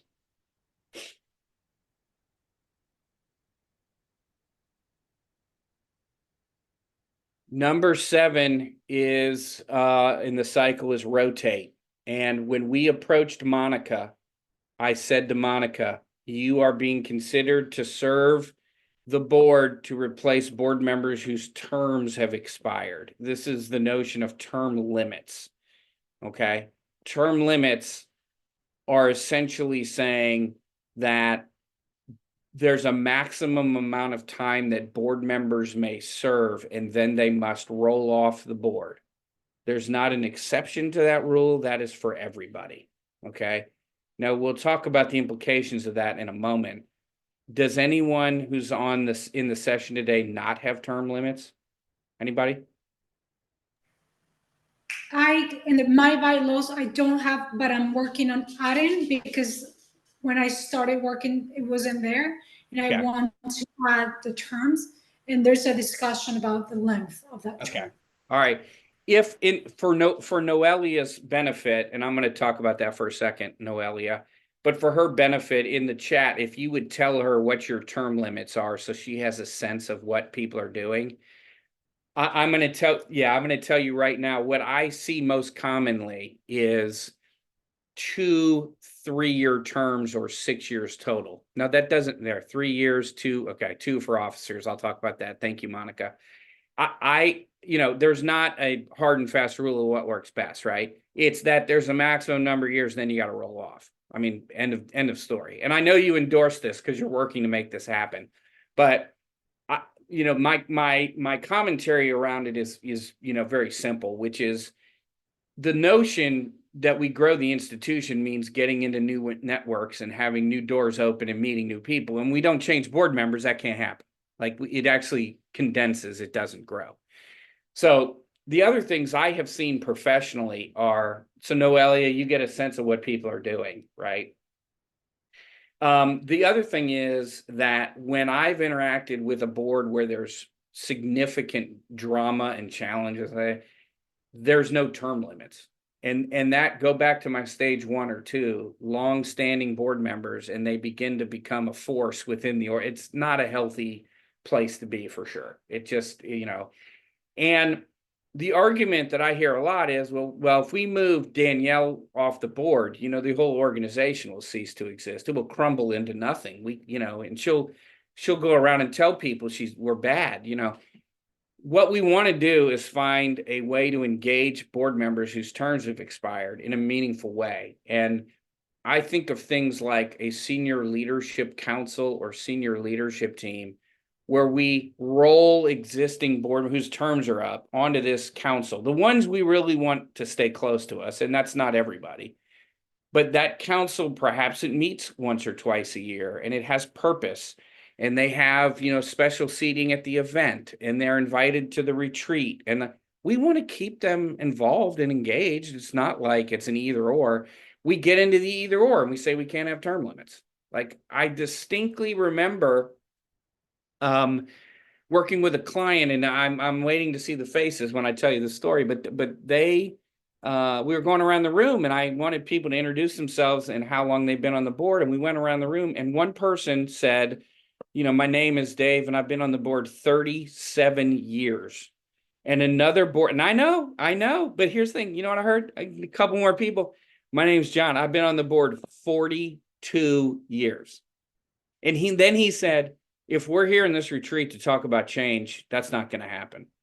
And then the CEO, the board chair says to him, well, we are. And if that's a problem for you, you probably ought to leave. And I was like, that's true leadership there. I mean, but you can see the challenge that presents. They're going to dig their heels in, and that's just not healthy. So, and a lot of organizations have, must be off for a year, might be invited to return, and that's very common. So, Noelia, your peers, if you're the sole group without term limits, you see how people just feel it's just a great way to refresh and look at things new. So, feel free to share that with your peers at the organization. Is the pushback you're getting sound like anything I've said thus far? Or maybe you're just not getting any and because you haven't broached the subject. Is anyone pushing back?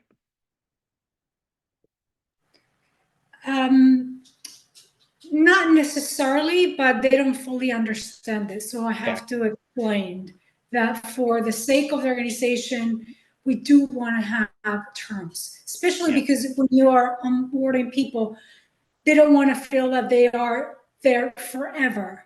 Yeah. That's and I said that earlier, like younger people, that's not going to even come close to engaging them, right? And the other thing too is, you always have, sometimes you got to figure out a way to have this conversation, which is this. Tim, I respect your opinion about the fact that we don't need term limits and how important you view yourself to this organization. And I want to say we are better off for having you be in part, but this isn't about you, right? Now, I don't know how you want to season that, but that's the reality. People think it's about them.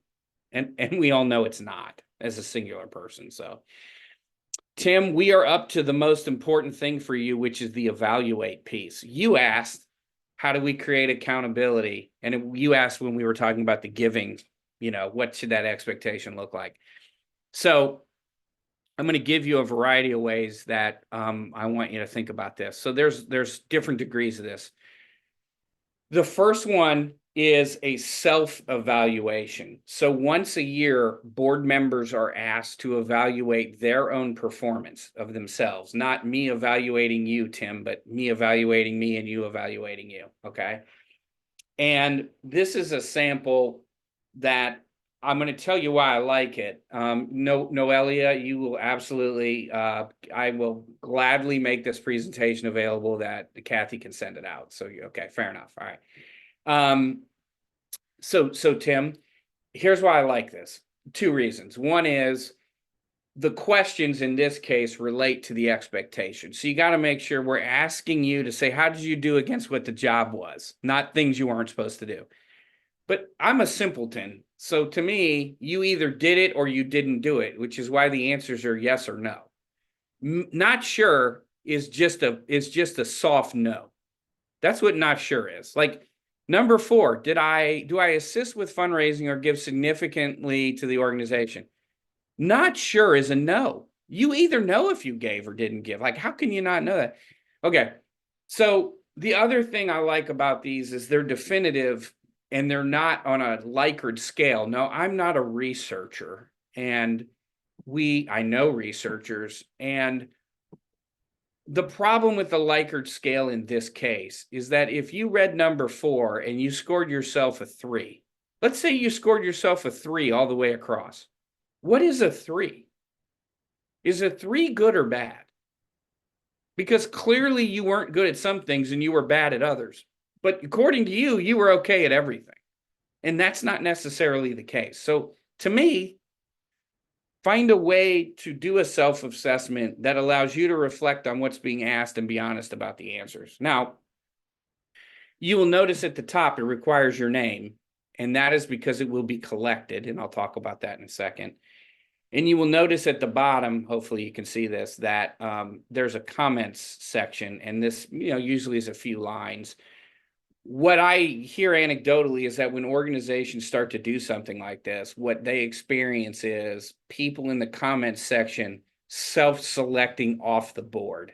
And they are generally people who didn't do well and don't intend to do well. And so this is a nice way to allow them the opportunity to move on without creating a lot of, issues, right? So this is one form of evaluation, the self-evaluation, and there's numerous tools.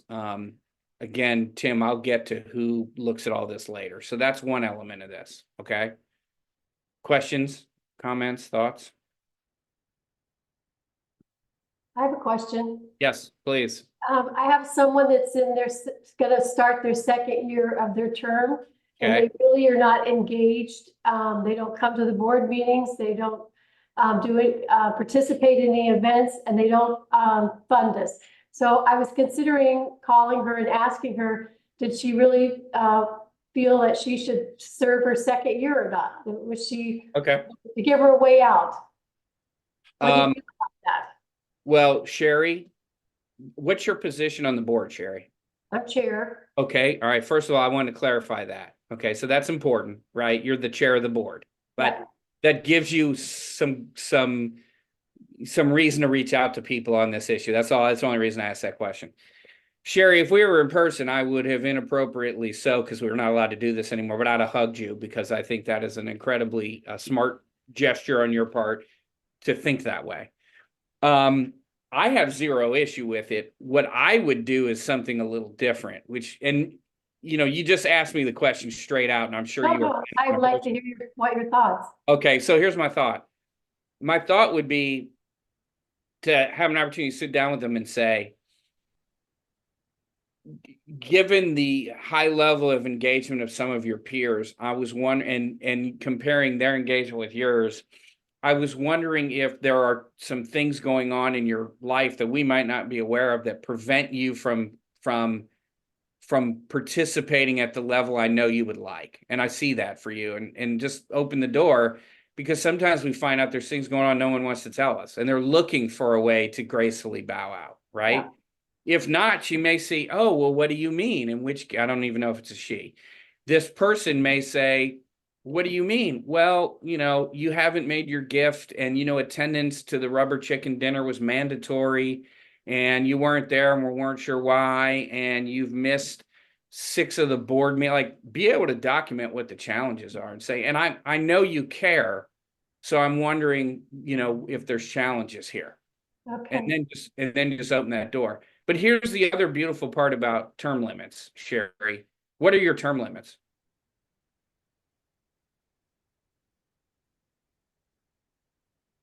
Sherry, Yep, what are your term limits? 2 years. 2 years. Okay, so she's at the end of her term. No, So- she just finished 1 year. Oh, she'll finish 1 year. Okay. So the beautiful part about your term limits, whether they were 2 years or 3 years, is you can always simply not renew her in between terms. I mean, that's the nice part about term limits, is it is also a way to end the board tenure of someone whose board tenure needs to end. Does that make sense? Yes.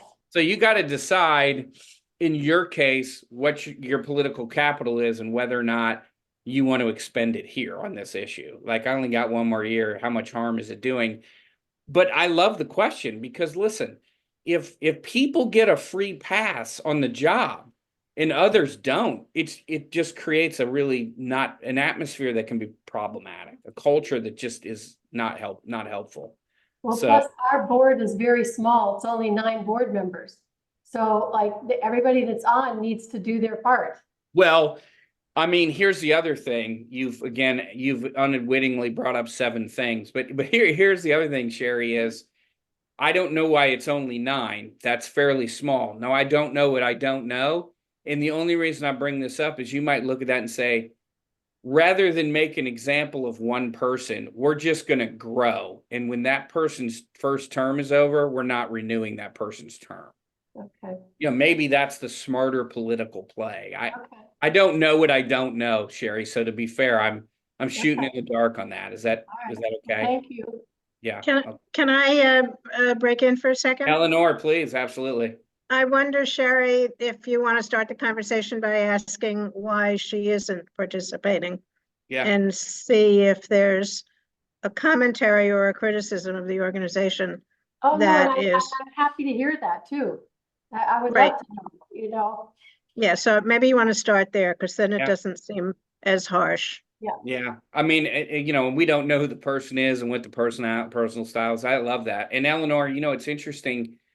Oftentimes what I hear about confronting or learning more to see where the fit is and whether or not it's helpful is, we'll see, well, listen, if we remove Tim is going to go around town and he's going to tell everybody what we did to him. That's the fear we have. But Eleanor, here's my secret, okay? Let me assure you that Tim is indeed going to go around town and tell everybody what you did to him. He's going to buy more lattes in the next 6 months to fetch to his friends about what happened than you and I could count. All right. That's going to happen. But Eleanor, everyone knows Tim exactly like you do. And some of those people are going to reach out and say, I heard you removed Tim. You're a pretty smart organization. Do you have any board seats open? They're not really going to do that. But I always say everyone knows everybody like you do. So if it's not a good fit, it's not a good fit. If they want to go around and complain, that's their business. I mean, so yeah. Eleanor, I'm not the world's most sensitive guy. That's what it comes down to. Well, I'm in HR, and so I know about when you want to fire somebody who's on your staff, it's often a good way to start by saying, you don't seem very happy here anymore. Oh, nice. I like that. The board I serve on, our governance chair is a fantastic person, and her job, Eleanor, she is the director of HR for Home Depot, like global Home Depot. And I'm like, okay, when we do our board retreat, I always look at Sherry and say, no, I'm about to say something and I need to know if I'm going to phrase it right because there's rules. And anyway, okay. I like the approach. I mean, we should take some sensitivity training, I guess. Okay. Now, Tim, I didn't want to leave you hanging on other ways to support accountability, because this is part of the other question that you asked. Some organizations create like a scorecard, and they'll track certain things throughout the year.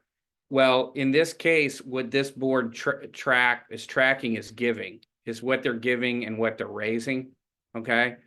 And if this was distributed quarterly, then we would be creating accountability, because basically what we'd be saying is, here's what everyone's status is relative to the required behaviors. Okay. So right now, Bill hasn't made his gift that he claims his pledge was $100. Okay. I'm glad he's raised the $2,500 that he has committed to, but he hasn't given yet. Okay. So you will see in this example that the first two are Bill and Steve. The remaining four are more anonymous, like board member A or board member 1 and 2, rather than your board culture determines whether that's best, how to best handle that. So, Tim, that is one way to say to people, we're going to start measuring outcomes. Okay. Is that helpful, Tim? Yeah. So just to clarify that last point, this is something that you could do. This could be an anonymous scorecard.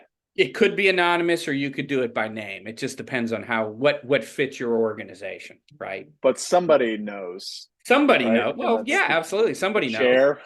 Yeah. Well, I'll talk a little bit about how to put all this into play in a minute.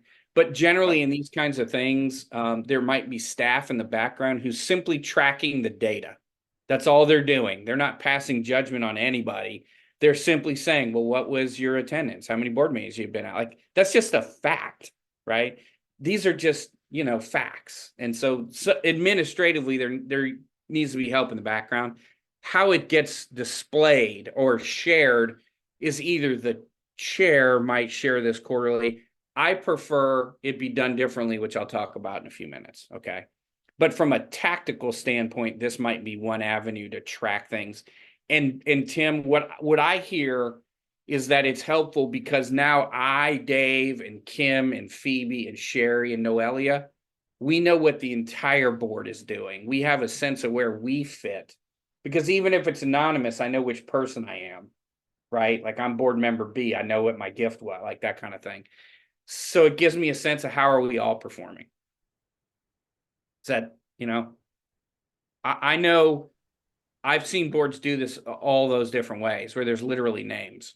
And I think in a lot of cases, even when they're anonymous, we actually know who the people are, but at least their name's not there. So, the goal isn't to upset people. It is to make people aware of what does the performance look like, right? I mean, if you're Eleanor, the goal is to be sensitive and help people understand if you're Dave, it is to point to Tim and tell him he's a loser. But those are just different approaches to the same thing. That's all. Okay. All right. Okay. The final thing is an overall, the dashboard concept.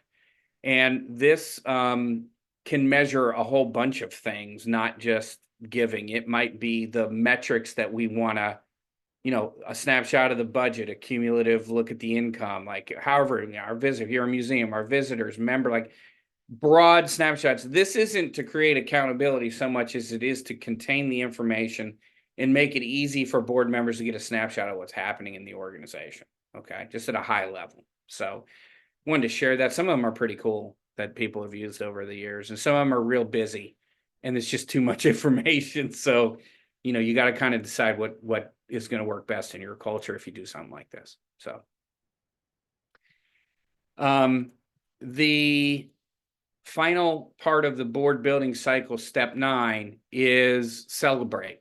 And this is super important because despite everything we've talked about, and despite the fact that many of you have heard what we've covered and decided which board members you think are super good and which are not, the reality is many board members are doing many important things, and I think they need to be celebrated when they do those things.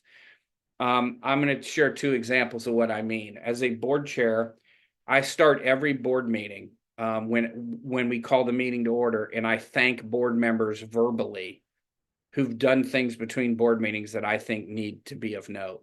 In fact, we meet every other month, and on the months we don't meet, I have an email I send to the board that's just like from the chairman's desk, and I might highlight a couple things just to keep them knowledgeable, and I'll also thank board members in that email and call them out because I just think it's important. Kathy, you're not going to remember this unless they continue to do this at the Lilly School, but years ago, this was a staff meeting, but it's a really super concept. Did you guys ever do the kudos basket? Did you guys do that at all, Kathy? Okay. So we had a kudos basket, and the staff could take a kudos and pass it on to a board member that they wanted to recognize who did something like super cool. You could do that at a board level. And I thought, well, it was kind of fun. They had fun with it. I thought at first it was like, what is this? We're going to take a nap on a mat later, but no, it was actually a pretty cool idea. So things like that, I mean, lighthearted, but you're also role modeling behavior, quite honestly. Like, why is this important, and continuing to thank people because it shows everyone else what's expected of them. So, all right. May I share something quickly? Yeah, sure.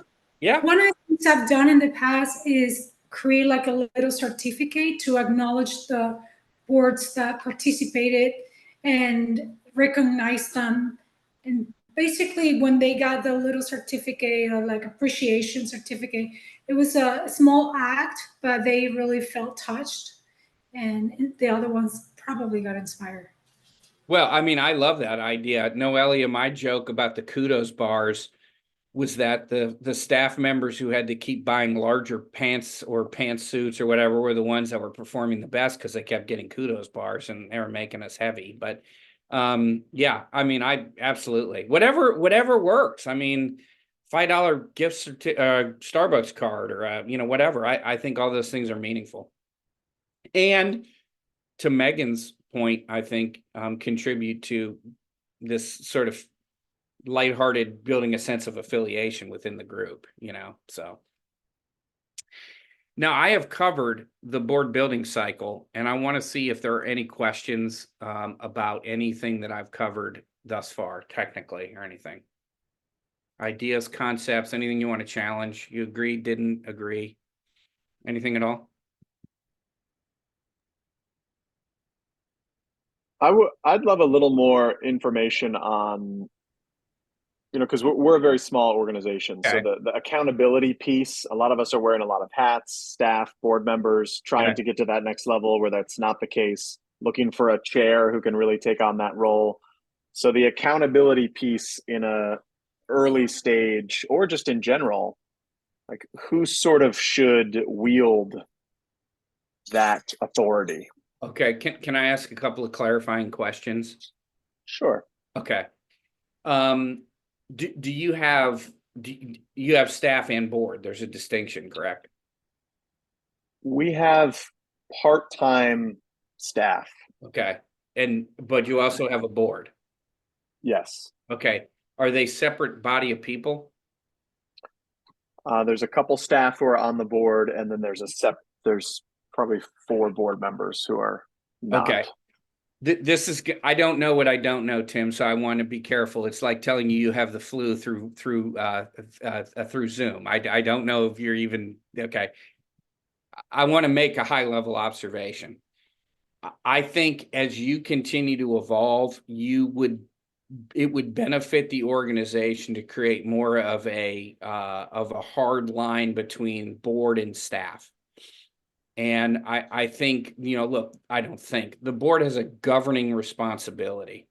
And when staff play both those roles, it can be very difficult for them to change the hat they need to change when they need to change it.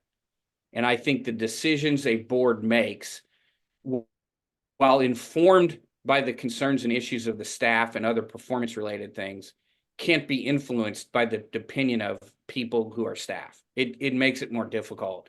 So I think that cultural piece might be creating challenges as you grow. Okay, so I want to throw that out. And I could look at this and go, well, I don't know who's in charge, your part-time staff or your board. And you go, well, the board is. Well, really? Because this is why I look at these situations where people say, well, I think the executive or CEO should be on the board. And I say, okay, well, why do you say that? And they say, well, I want them to feel bought in. I want them to feel like they have voice. And I'm thinking, well, hopefully they already feel that way. But here's my opinion. If they do get a seat on your board, which I don't, well, I'll talk about California in a minute. With the exception of California, I don't think there's a legal issue, but you should not allow them to vote. They should be without vote, okay? Because it creates the line between the board and the CEO. Now, California is a whole different thing because California has this law that says if you're on a board, you must have a vote. That's their law. I don't think that's the case in Florida, but okay. Now, Tim, whether you're with me philosophically, I'm just sharing some conceptual things. So I look at that situation. I think one of the challenges as I go back to this is it can be hard to know who's in charge, right? It's almost a little stage one-ish. Like, yeah, we're the board and we need to be the board, but we're all chipping in on delivering the programs. We need to deliver the programs. Okay, well, you're evolving, right? And does the demand for what you're doing, is it outpacing the money right now?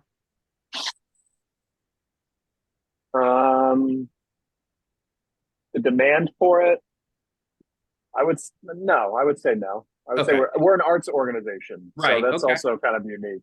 Yeah, okay. And you probably, I don't know this, but you probably have we have performances and people pay to go to them. And so there's that revenue, right? Ticket revenue, then there's philanthropy, and you get all these different components, right? And you're trying to sort of juggle them all at the same time, yeah. And I look at that, and you don't, Tim, do you have a situation where you're at the point where you have both a managing director and an artistic director? We are on the cusp of that. Okay. But yeah, it's Okay. it's been me wearing both hats. Oh, for okay, a long fair time. enough. Well, listen, first of all, I don't know if you, well, that is a challenge. Clearly, in and of itself, that's a huge challenge. The other thing is given the fact that you have a shared group of people, like staff on the, I'm going to say staff on the board and board, like I look at that and go, Tim, it's getting a little messy despite everyone's best, I believe they're genuine. I don't think there's agendas, but it's going to get messy. So the best thing you could do is completely sever and make one the board and one the staff. That's right. Now, if you're doing that because you don't have a lot of board members, then my response is then board recruitment is going to be important to you. And now you have the opportunity to do it in a really effective way, but don't rush it. You might say, this is going to take a year. Fine, but do it right. Because doing it wrong creates all kinds of other issues. You know what I'm saying? Yeah. And I got a colleague that says, the right criteria for serving on a board shouldn't be that you can fog a mirror. Okay. I mean, that's not the criteria. So Tim, was any of that, besides being highly judgmental, was any of that helpful to you? Yeah, no, it's very, very helpful. You can tell me, so no, then it won't hurt my feelings. Trust me. no, I would tell you. Okay. All right, good. I'm glad we're on I that. mean, I think there's always going to be unique situations to each organization that, Yeah. you know, we could spend hours going into it, but We could. So in an ideal setup, which Yeah. we don't have, who is responsible for maintaining the scorecard, holding people accountable, having those conversations? Because that seems like a whole recruitment process in and of itself, right? Yeah, I will talk about that in a minute. Okay. I will give you the answer to that question. Yep. Okay. I have a question. Danielle? This is Eleanor. I don't. Yes, I did have a question. So in terms of the one size doesn't fit all in terms of composition or size, Sherry is my amazing board chair at Second Chance Society, and she mentioned that we have 9 board members. Because like Ben, it's a very small organization, about 4 staff, less than $300,000, and has largely been run as an organization that's founded by a founder who was more like a sole proprietor of goodwill, that has now the board elected to hire me as the ED and move this into a more professional organization. And so we are in the process of determining names, getting lists of names, because most of the board members have been with our organization for 15 plus years. Sherry has been with us for 17 years. Thank God, she's amazing. But we're looking at now nominations and votes for new board members coming in May. So that's next month. And so many of our board members are looking to stay on because, again, who are the people that we can bring? Oh, we don't know anyone, so we're just kind of gonna roll over. And that's not necessarily in alignment with kind of the forward movement of the organization, that there's new blood, new resources, new perspectives that are needed, and wanted to know if you have any insight on what approach we can take regarding all of that. I do have a suggestion, but Sherry, now you stay unmuted, Danielle. Sherry, would you unmute? Danielle, you don't get away that quick. Sherry, you said you had 2-year terms. So now what I'm understanding is I just keep getting reelected. Oh, okay, but there's no limit to the 2-year terms. You can serve 10,000 2-year terms. Well, term limits give you a maximum number of terms. You I can't. need a maximum limit. Okay, well, listen. Okay, so here's the thing. All kidding aside, and by the way, I mean that. It'd be like, well, you have to leave at some point. So, but Danielle and Sherry, here's what I would offer to you, okay? You are right. If you instituted term limits, everyone would be gone. Then what do you do? Like, you're really not any better off than where you were. So here's what I've seen done. What we do is we reset the table, and here's a way to reset the table. So let's say, for example, that you went to 3-year term was 3 years. Okay. I'm just making this up. What you do with the existing board members is you, how many board members did you say there were? 9? 9. 9. You take 9 straws. Okay. And you cut them into groups of 3. One set of 3 short straws, one set of 3 medium length straws, and one set of 3 long straws. Okay. And you obscure the length of the straw. You're just holding them in a way that they all look the same size. Okay. And each board member pulls a straw. The short straw is a 1-year term. The medium straw is a 2-year term, and the long straw is a 3-year term. Okay. Everyone's getting a reset right then. Okay. At the end of the term that you randomly chose, you may or may not be asked to serve another term. So this gives you an opportunity. At the most, you're only going to get rid of 3 people, right? The first year. So this gives you an opportunity to slowly rebuild without removing everybody else, but everybody abiding by the rules that you now have established. Does this structurally make sense to you? It does. Okay. Sherry, you're going to have to unmute. Yes, It makes sense to you, Sherry? absolutely. I actually met with a future board member this morning for recruitment. And her next step is to meet with Danielle this next week to speak with her. Okay. We are moving to increase the board. Okay. I will towards the end of this talk about some common board things. Size is one of those things, and et cetera, et cetera. But Danielle, you don't have to apologize for the size or of the organization or age or budget. Like that's not everyone started at 0. Like that's the way it kind of works, right? Like everyone started there. The reality is too, Danielle, is this is your opportunity as the first full-time paid executive, it sounds like, to professionalize the way in which this organization works. And if Sherry's on board with you, then all the better. At least you're not, bumping elbows with a board chair that, is obstinate. So I think you're in you have a pretty good opportunity here. Doing an awesome job, I can tell you that. Okay. Danielle, how long have you been in your position? 6 months. 6 months. Okay. Well, she'll let you know after a year. That's Sherry, the Jewish mother, talking. I'll let you know. Let's get around to it. Okay. All right. Eleanor, I think you were going to ask a question, and I apologize. Yeah, no worries. When you were talking to Tim, you used the word float. Did I use the word float? I think so, and I didn't understand it. Okay, I'm not sure did I use it? I don't remember using it, Eleanor. I'm not sure. Something about the board with or without a float? Vote. Oh, a vote. Oh, Yeah, okay. yeah. The board, if a CEO serves on the board, I prefer they serve without vote. So they're a board member, they don't get to vote on anything. So that's where that came from. Okay. Okay, thanks. All right. The joys of a virtual meeting and everyone's sound quality is okay. Other questions or? Now, I had a quick question. please, and Monica, go ahead. It's on that topic. Why do you think why do you feel so strongly that the executive director should not have a vote? Monica, to whom does the executive director report? Yes, to the board. Okay, so they get to be their own boss?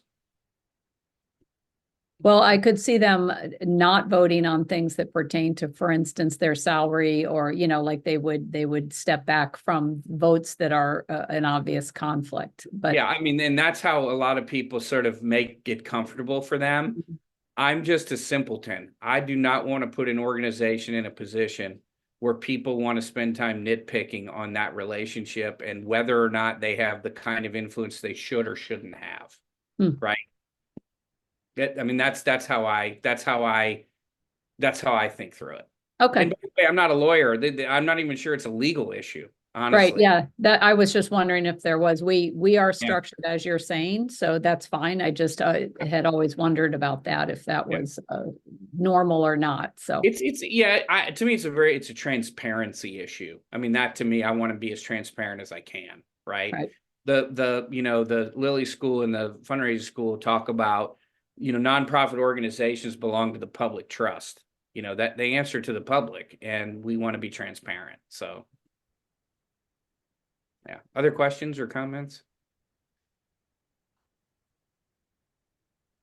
When you think about your strategy of board building, the folks that you bring today are tomorrow's leader. And I said to you when we started to think about what you are doing and what you might want to do and what you aren't doing, and just think about it. And Tim, you're 100% right. Like, one size does not fit all.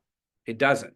Many of the best practices work for many organizations, but it's about how you apply them. Again, the best way to revitalize your board is term limits. People have to have a definitive amount of time to serve as a board member and bring in new thinking and new ways of doing things and viewing the world. We talked about, the notion of creating an environment where we have a diverse set of voices and representation and experiences. Orientation, man, that's going to be an important part. You got to get off to a really good start and be clear about the expectations. I mean, Tim, you're right. How do we create accountability, and how do we make sure that we're doing that? We are in fact following through, was the phrase I was looking for. And, I'm hopeful that this kind of work puts you in an environment where this is a board people want to be on. Your board is a board I desire to be on, because I agree with and I believe in the mission, but it's well run. Okay, thank you, Sherry. And so to me, that's an end game.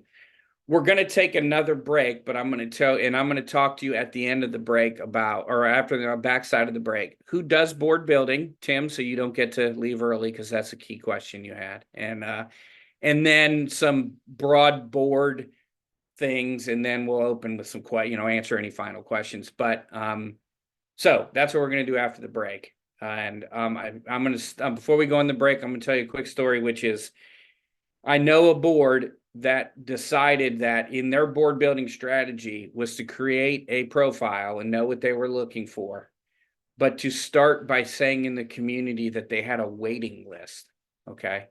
And that it was 6 months to a year before they'd be bringing on new board members, when in reality, they didn't have a waiting list at all.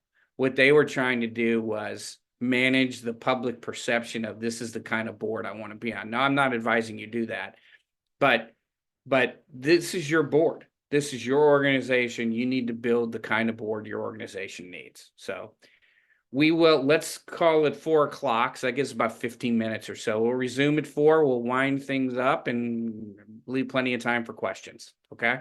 See you in a few minutes.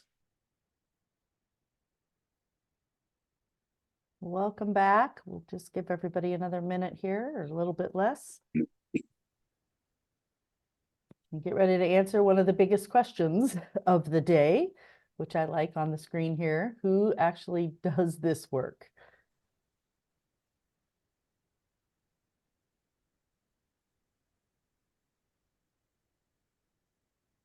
Are there lingering thoughts or questions anybody has at this point on anything that we've covered, discussed, debated, anything?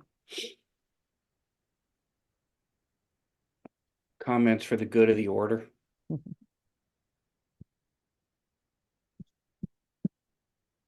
This is definitely a big and hot topic, certainly around Broward these days, really just talking about boards. And just as we're getting back together, what I will share is that one thing the center is working on is a board training, board matching type of program.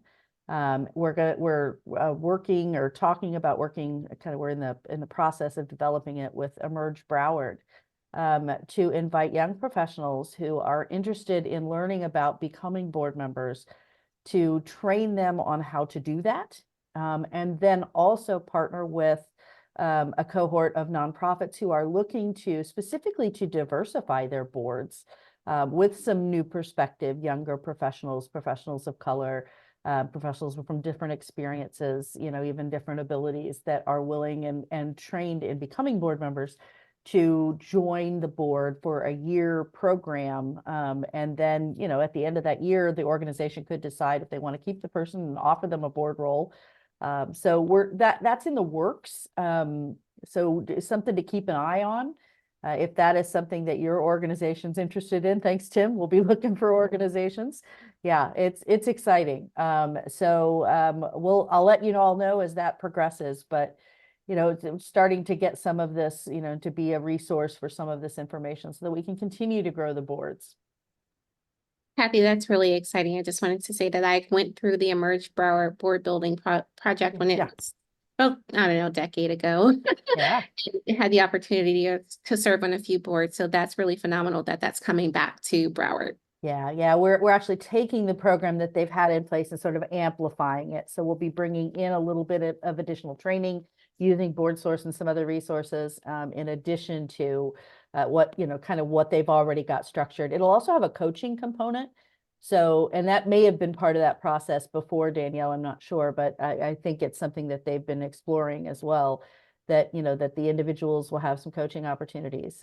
So just something to keep an eye on. And yeah, if it's something you're interested in, we'll do a cohort of groups, and we'll let you know, and we'll do a sign up. So those of you that have been involved with this for a while, we'll put you on that list for sure. Brownie points to anyone that has to sit through 4 hours of this. We'll give an extra credit point, I promise. Yeah. Questions or anything anybody wants to ask, or I know we're going to get on to some implementation piece. Anything anyone has on their mind they want to explore. You know, I'm all about procedure. So raise your hand, send in an application. I'll review it and let you know. What, any questions or anything?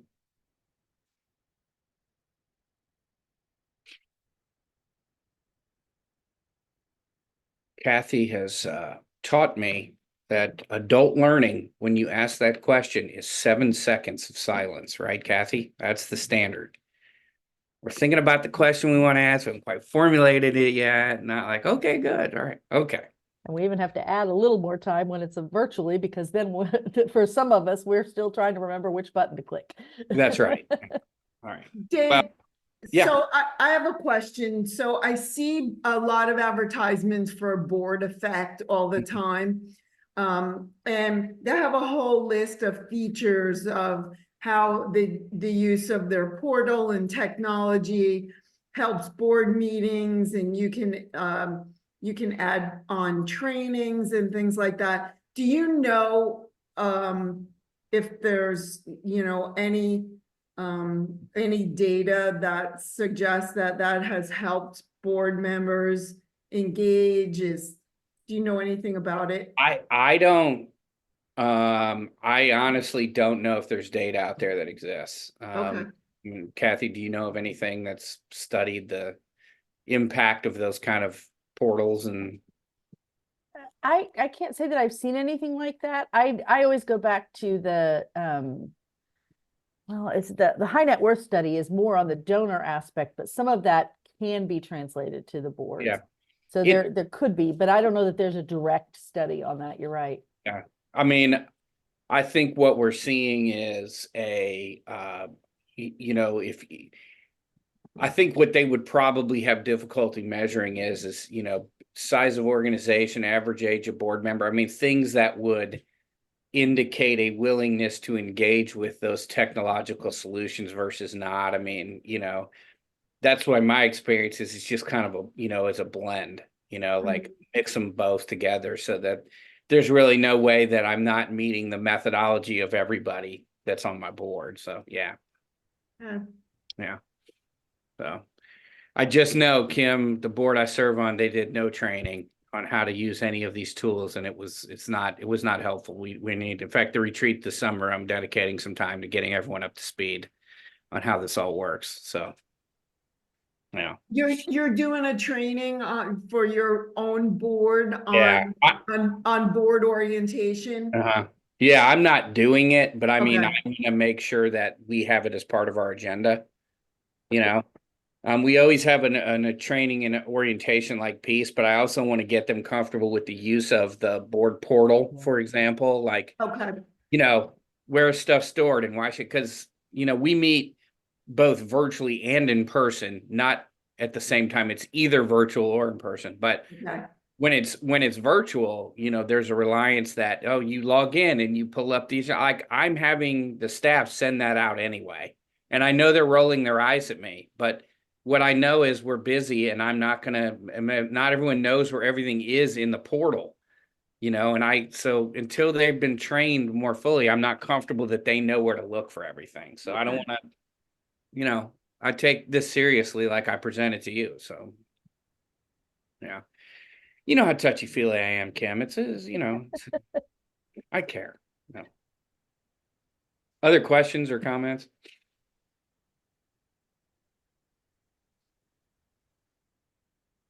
I'm going to launch into how to implement the board building cycle.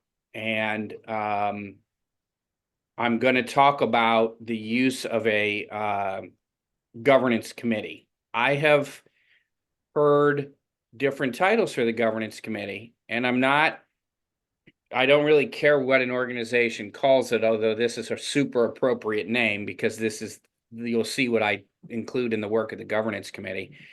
But some groups have a board development committee, which I think gets confused with fundraising. Some have a committee on directorship, which is kind of too fancy for me, but at any rate, it is the committee whose role it is to ensure that the board is functioning at a high level. And so here are those responsibilities. I talked about, for example, the board education piece. this board committee is determining what the educational component will be for the year, those 10 minutes before board meetings. Sometimes they will be heavily involved in the organization of the annual retreat and content and what we're going to cover. When I mentioned as we started that a lot of board members can't read a financial statement, this committee will say, we're going to provide training on the financial statement. They are making sure that we are all ready to perform our jobs. Some of the other big parts of the process is they are assessing the organizational governance needs, which translates to creating the matrix that we talked about when we started the board building cycle. So that spreadsheet or that matrix that has all the areas of interest of board, skills, et cetera, and then all the board members who have been identified where they fit, they're keeping this in an ongoing way. So they are the group who says, hey, here's what we're looking for at any moment, at any time. Okay. And keeping the board informed about that. They, Tim, are the ones who would distribute and collect the board self-assessment piece. So this board committee is handing out the self-assessment and collecting it. All right.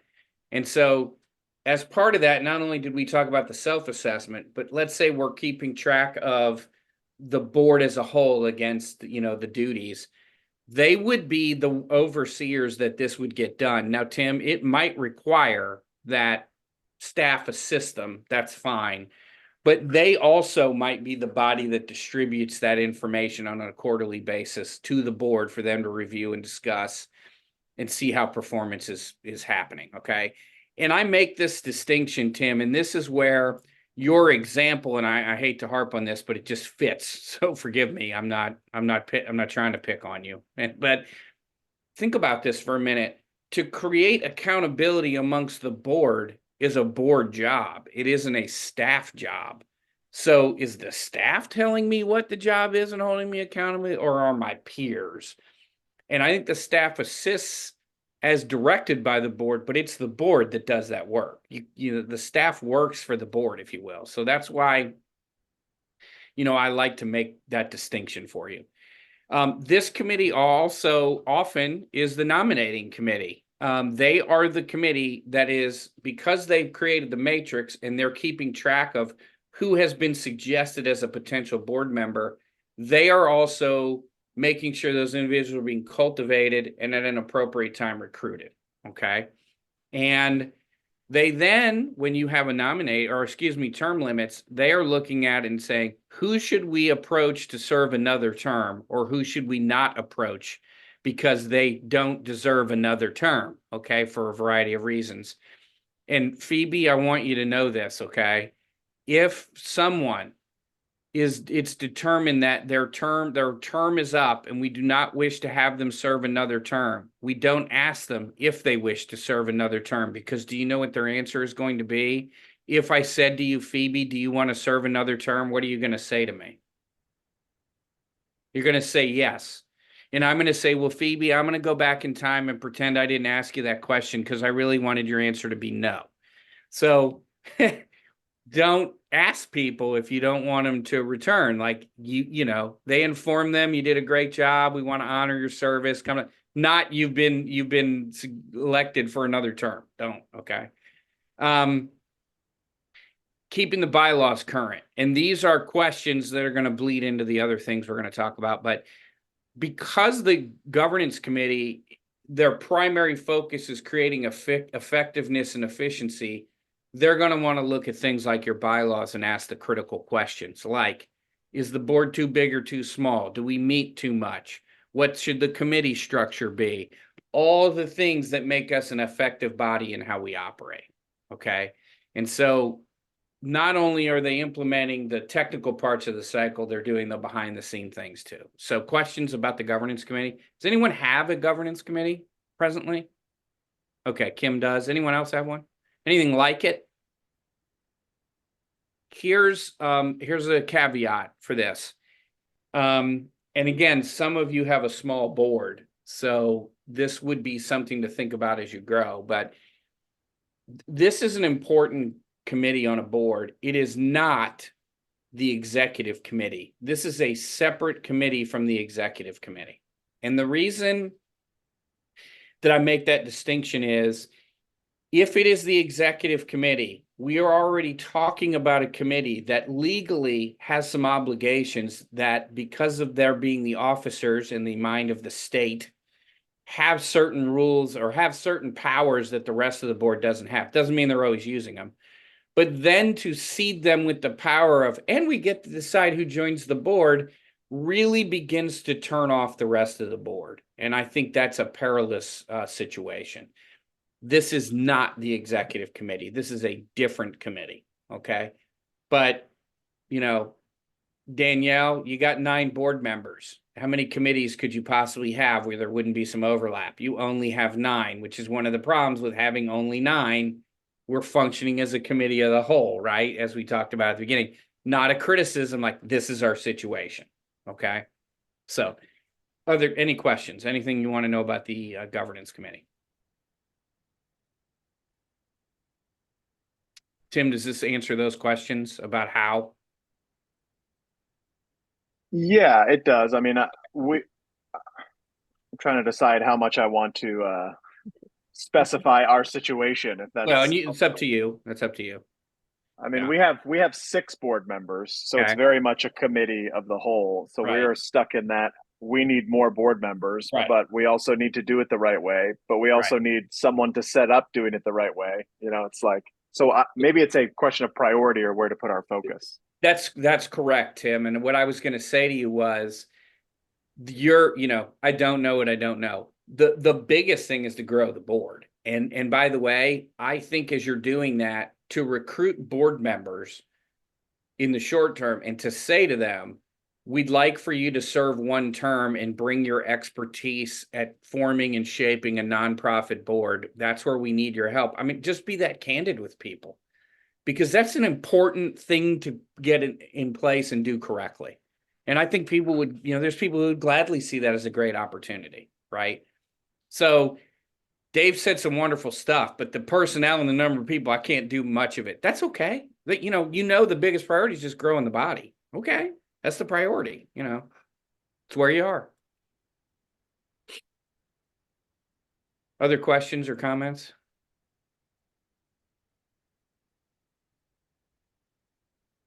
I've been in situations where people have said, well, I don't know why anyone would want to join this board. And I feel for them because they feel stuck, and I'm like, well, they're not with that attitude, but I didn't say that. I just was trying to be nice, but you're all worth supporting and being part of. Trust me. It's about being thoughtful about how you do it.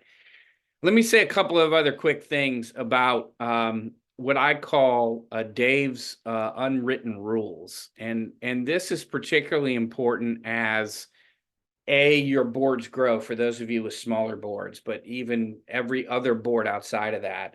What the sector has a tendency to do is create board committees because they want to keep board members busy. And I think this can be a dangerous precedent. So I want to emphasize that board committees should be formed to do board work, not staff work, not busy work, but board work. And board committees, on the flip side, don't do staff work.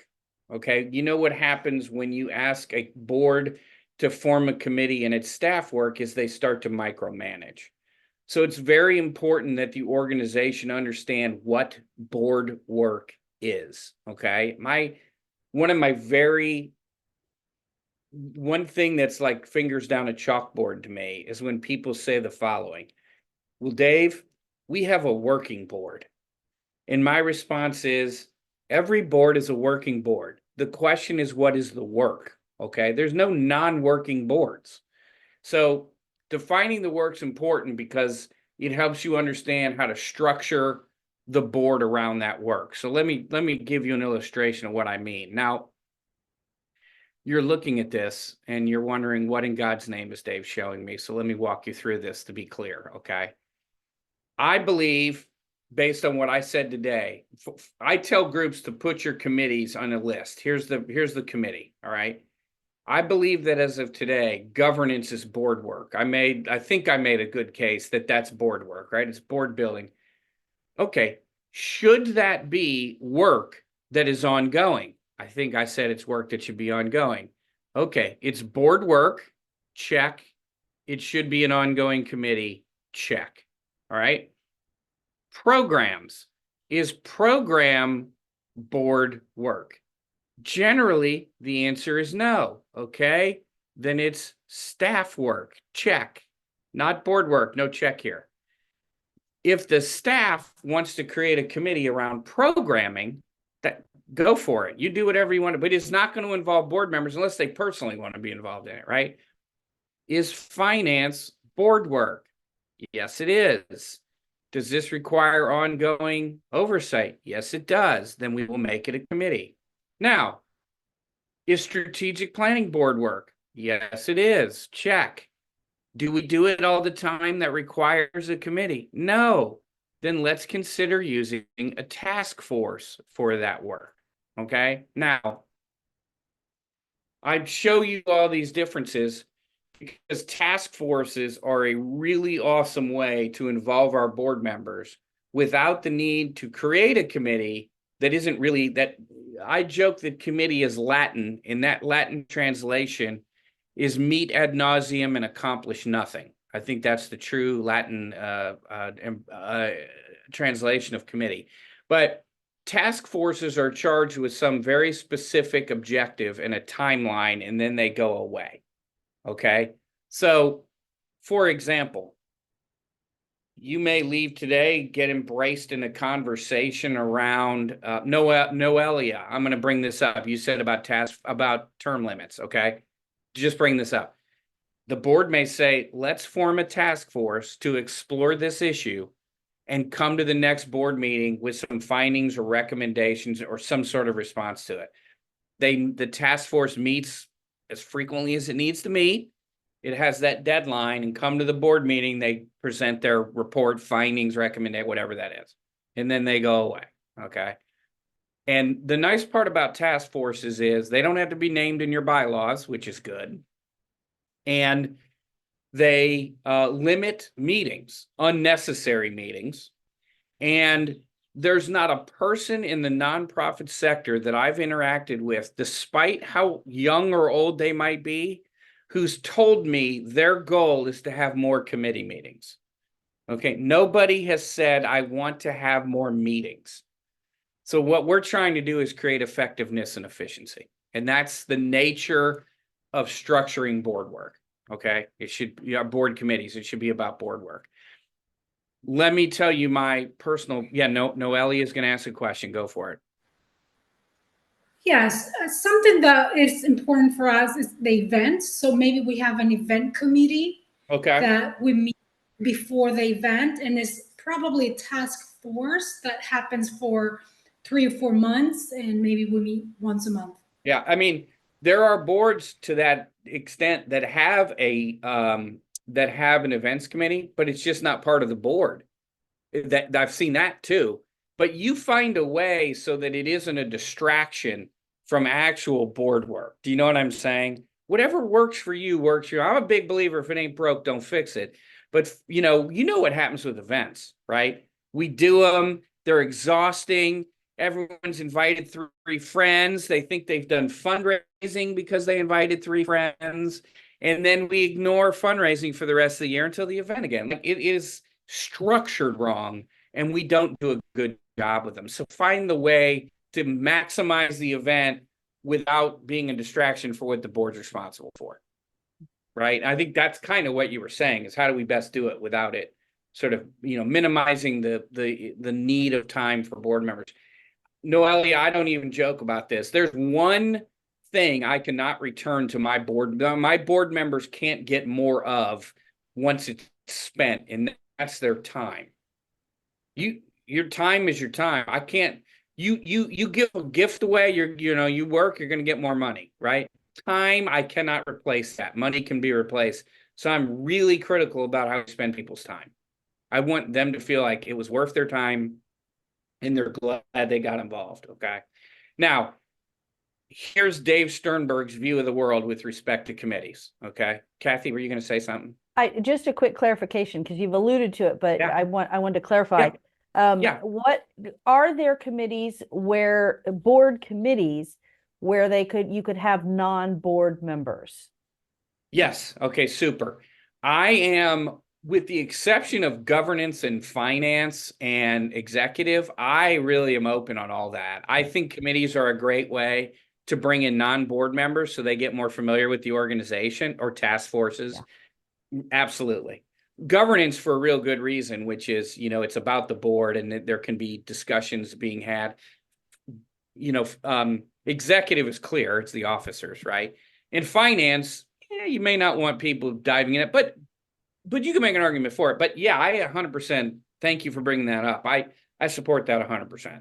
Well, I thought particularly for those with the smaller board numbers, that's a way, it's a way to attract and vet board members, potential board members. You can invite them to be on a task force or committee and see how often they show up and how devoted they truly are to it.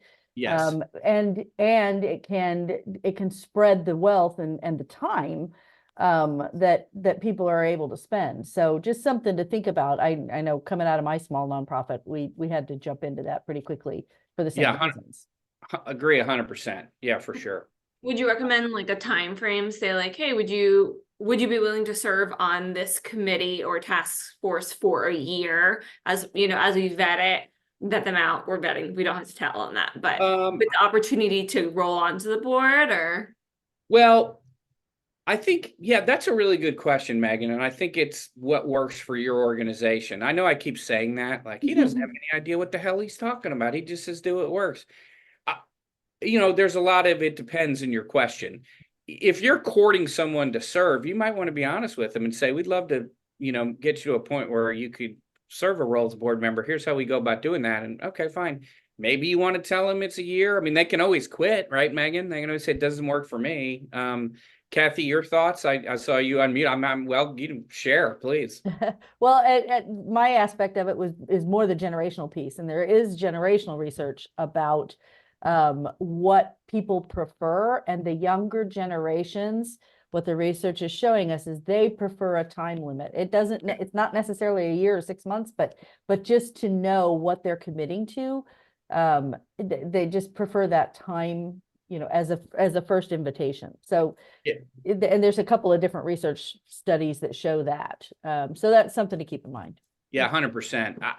The other thing is I joke that, and I'm allowed to, I just want you all to know I have a grandson with another grandchild on the way, so I'm allowed to joke about this because I'm old. But the young people want to go and hug a tree. They don't want to form a committee to discuss what tree to go hug, have a committee meeting to discuss the carpool arrangements, have a committee meeting to decide who's bringing what to lunch.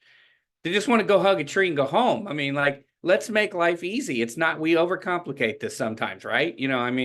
So I'm down with the changes. I've always been a big task force person myself, but Megan, I like your thinking though. And you might check around the community and see what's working for people. I mean, I do acknowledge that while what works in Nebraska can work in Florida, I also acknowledge sometimes it might not work in both places. So it's worth exploring. I wonder if it varies too, like, not just nonprofit to nonprofit, but like, I guess, sector to sector. So doing something that in the arts that way may work, but something like childcare or something like that, I wonder if there's anything that shows that as well. That is a fascinating question. Megan, what do you study? Are you like a sociologist or something, Megan? I didn't go to college. Oh, okay. Well, I mean, maybe you should go get a sociology degree. These are amazing questions. Megan,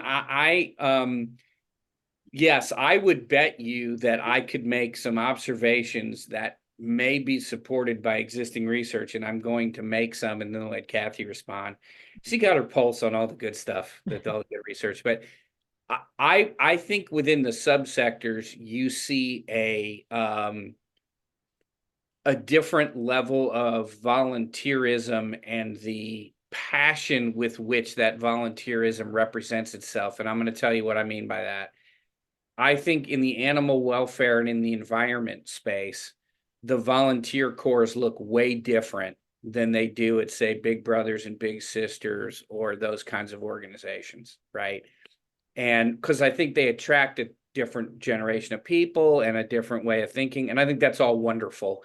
So I do think if you went by subsector, Kathy, and somebody looked at that, you'd probably see a difference, don't you think?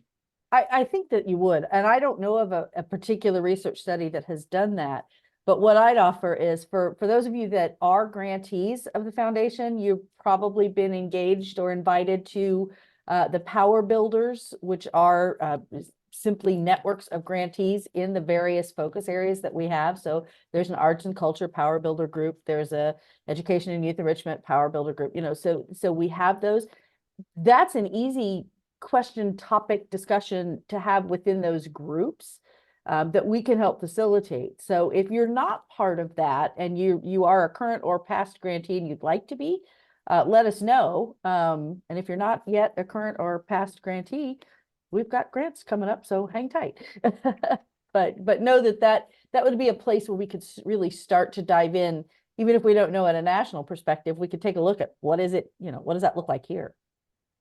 Yeah, those are really those are really good questions. I got to tell you that when you look at bringing people together and forming the right structure for a board, I have a very strong opinion, because I said board work and not board work. I think the time it can be well spent by listing the committees, let's say off to the left as this chart does, and asking yourself, is it board work? But here's my belief system. I think the following three committees are undebatably board work and should be committees, okay? Those are finance, governance, and executive.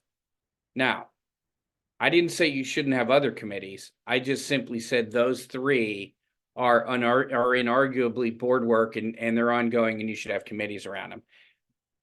I didn't say development, which is on this list. And I didn't say development purposefully because oftentimes in my work, what I see is people say, I don't want to be on the development committee because I don't want to be engaged in raising money. So I just don't join that committee.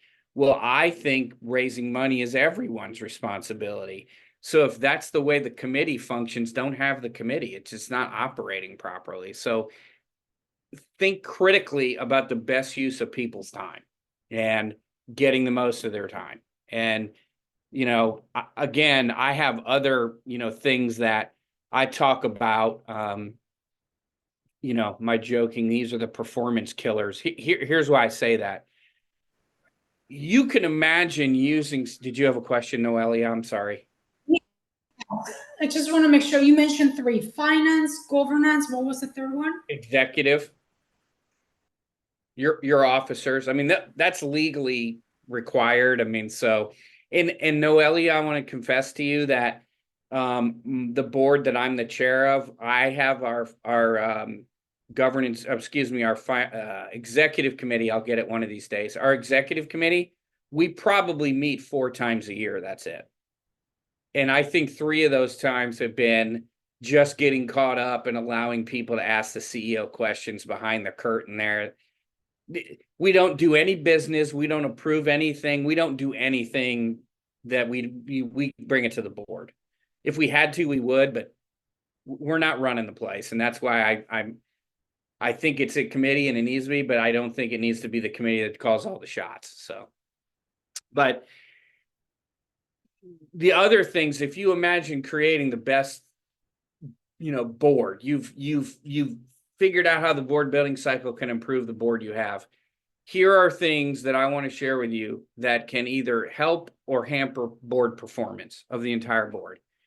They are poorly run meetings, okay, which many of us in our organization have been guilty of, and they can absolutely 100% suck the life out of a whole bunch of well-meaning people. And by that, I mean the meetings where we're following Robert's Rules of Order and all the committee reports are being read word by word while I'm looking at them. I mean, those kinds of things are dreaded by board members and they can be a problem. I'm a big fan of the consent agenda format, which allows us to look at high-level issues without having to go through every single report in detail. Does anyone use the consent agenda format? No? Okay. Kim does. Anybody else? Okay, Eleanor, so you know what I'm talking about, right? We're not going through reports ad nauseum and boring people. They were supposed to have read those already. We don't. The finance report, I always make sure there's a finance report. I think that's important. But other things we can deal with in one motion and not have to read them all.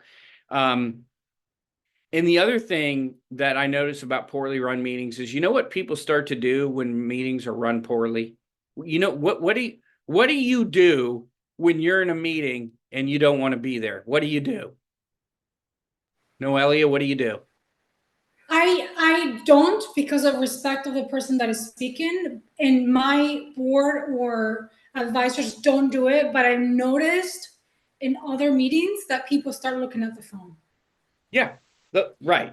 Kim, what were you going to say, Kim? I do something else. Yeah, I'm looking at what time it is. I mean, like, I'm being kind of a smart ass, but I want to leave right now. Noelia, we're not all perfect, but you know, whether we're being respectful or not, I may not be, you know, zoned in, right? So why bring all these people together and then put them in that situation? That's what I'm trying to avoid. What we want is to benefit from the intellectual capital in the room. So I like to, you know, suggest groups form meetings where we don't have to go through mundane reports, and Kathy can send you the info on a consent agenda. And then we're talking about critical issues, important things to the organization. How are we going to increase overall giving? Do we want to start an endowment? What should we be doing about board recruitment? Discussions that lead us to action. That's what board members need to be a part of, and you'll get better. The other thing is they don't look at how long the meeting takes, so they're engaged in the meeting. So I'm not big on should a meeting be an hour or 90 minutes. I mean, it should be run well and it should engage people, and it's as long as it needs to be.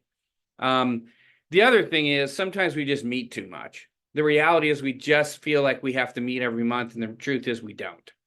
And thank you, Kathy. And see, now I know what producing means. I'm totally down with that now. You know, I find that monthly meetings are problematic simply because not too much happens, not enough happens in 30 days that necessitates a meeting every 30 days, and then the meetings get pretty mundane. Now, if you're having some sort of crisis and it requires it, I certainly suggest it. I'm seeing bi-monthly now most commonly. I've seen groups that go to quarterly. Kim, were you about to say something? No. Okay. All right. Okay. So it's about the right tempo run in the right way, and that's where you're going to get the highest level of engagement. Because at the end of the day, if you're not focusing on board work, I really don't know what the point is. And I'm, you know, I get critical about that. Like, we're taking time away from our loved ones and other things we could be doing. Let's make this meaningful for people. So now, there are some common questions that I get in doing these kinds of presentations, so I wanted to share those with you. I talked about meetings already. The one question I get is, how big should a board be? Does Monica, now I see you shaking your head, which is always perilous when I'm presenting, but Monica, unmute for me. I'm going to ask you what you think the average size of a nonprofit board is in the United States. Oh, gosh. I don't know. Between 15 and 20, probably. Okay, between 15 and 20. Phoebe, what do you think of that number? You got to unmute. I'm not good at reading lips beyond a yes or a no. You got to unmute. Yes, I would say about 15, 20, no more than that. Maybe it's overkill. Okay, Noelia, what do you think? 15. 15. The average size of a nonprofit board, Monica? 16. Oh.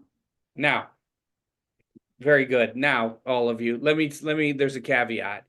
Board Source every 2 years does a report, and the last report it was 16. Here's the thing about that data. It is a measurement. It's like a point in time count, right?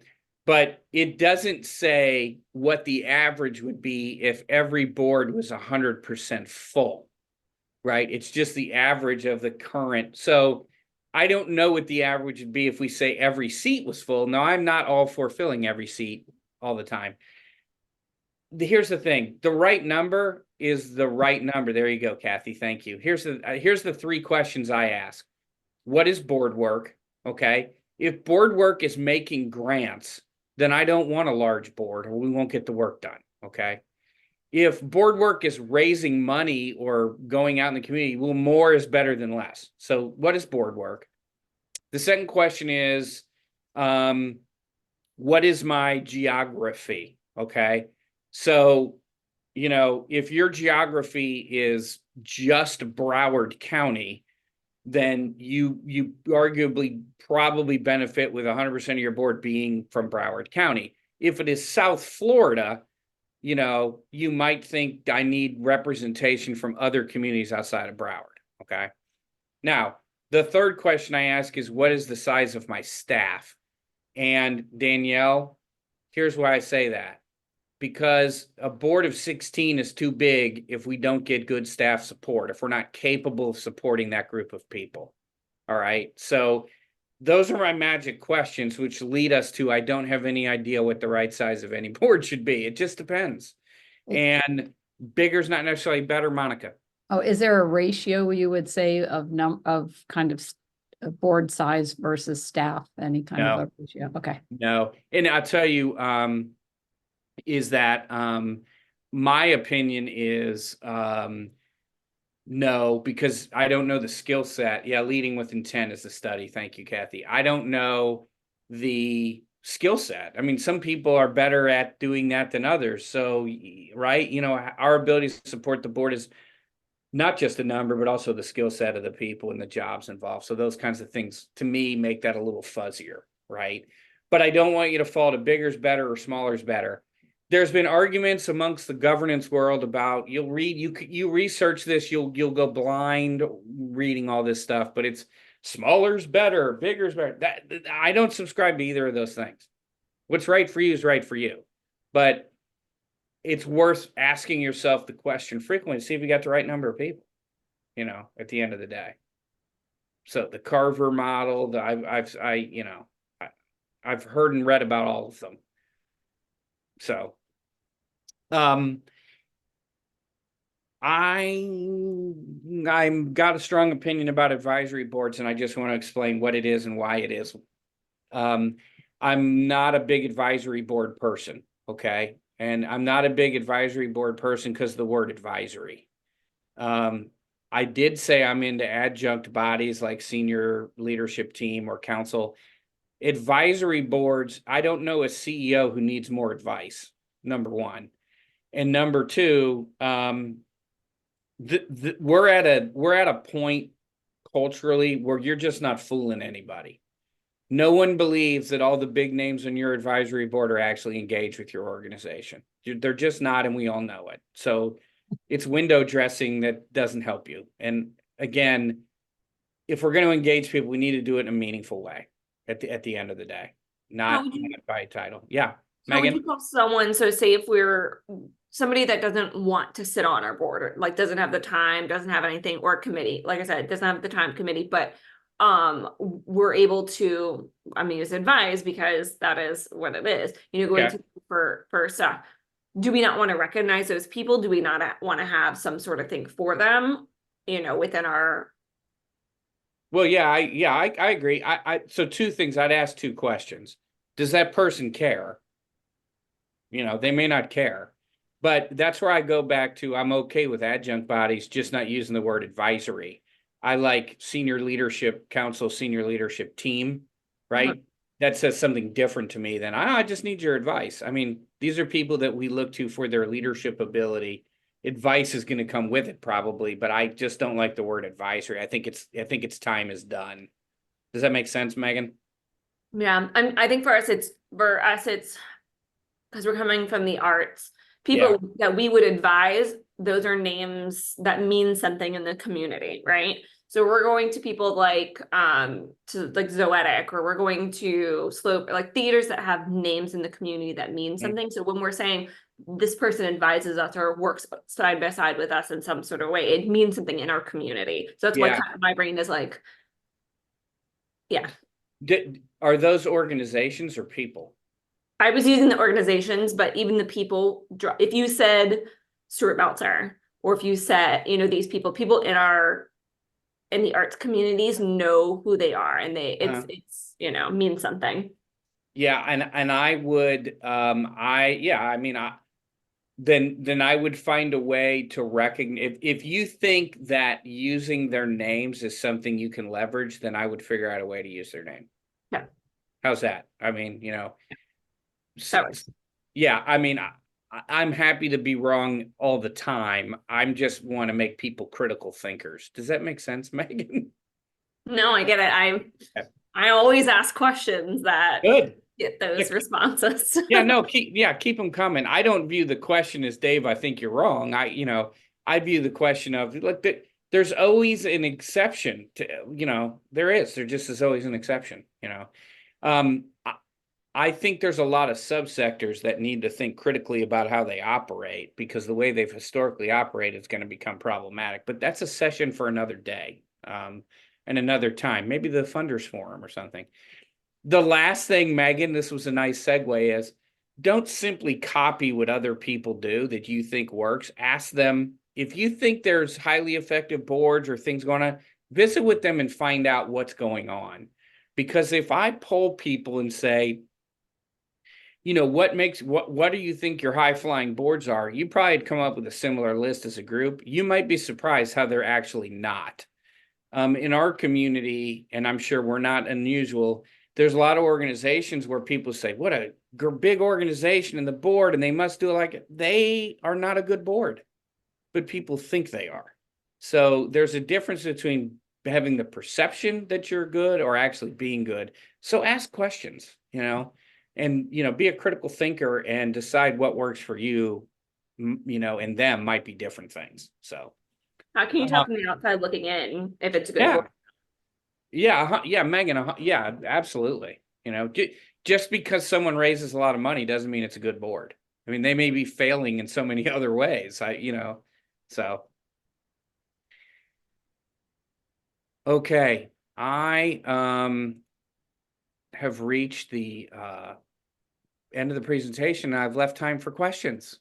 15 minutes for questions or comments or anything. Awesome. Thanks. Anybody has. This is I amazing. do have a comment. Yeah. Is it a good one? Because if it's a Yeah, bad, I just, okay. it's not a good one, but I still want to say it. I think actually it was a really good presentation online, and you kept us entertained. You kept us basically interested in everything you share. So I want to just thank you. That's it. Oh, okay. You are very welcome. Did I say it wasn't a good comment? Yeah, no, yeah. Thank you. I appreciate that. Deserved. I always say this, Noelia, that we've reached this world of like virtual presentations. They're hard enough because you're distracted by wherever you are. And I'm just as distracted as everybody else, to be fair. And, the entertainment factor is as much for me as everybody else, because, so thank you. I appreciate that. Yeah. Other comments, questions, anything you guys have on yeah, Kim.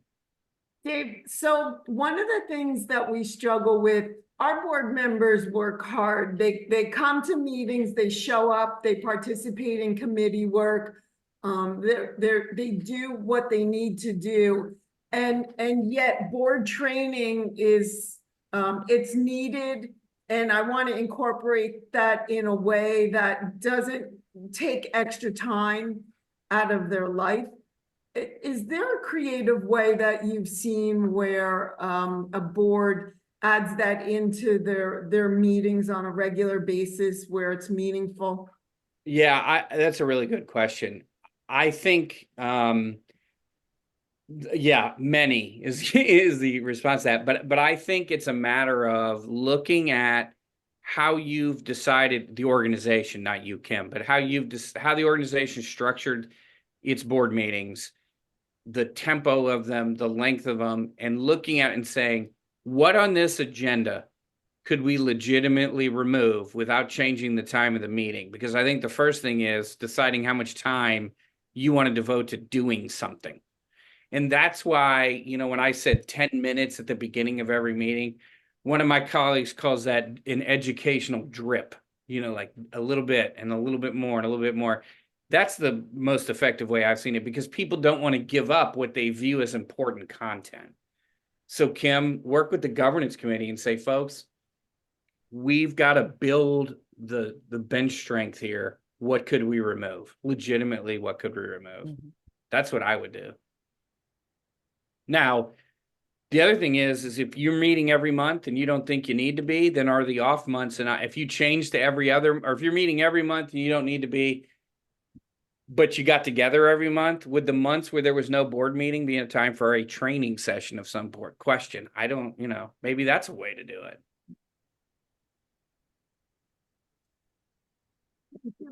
Good question. Yeah. Monica, I think you had a question. I did. And Dave, I just want to say thank you so much. This has been, I have pages of notes here. So There's a test and link. I've That's helpful. grabbing everything that Kathy's been posting, and Kathy, thank you again for extending the invitation to join in on this great program. I just had a kind of a technical question regarding term limits. Yeah. Thanking board members who have served their term, but that you don't necessarily want to invite back versus other cases where you do want to invite them back. How do you do that in a way that seems equitable, where, you know, some board members are invited back and some are not? How do you do that? Yeah, I think you inserted a word there that isn't accurate, by the way. And here's it isn't equitable. That's the whole thing. It's not equitable, right?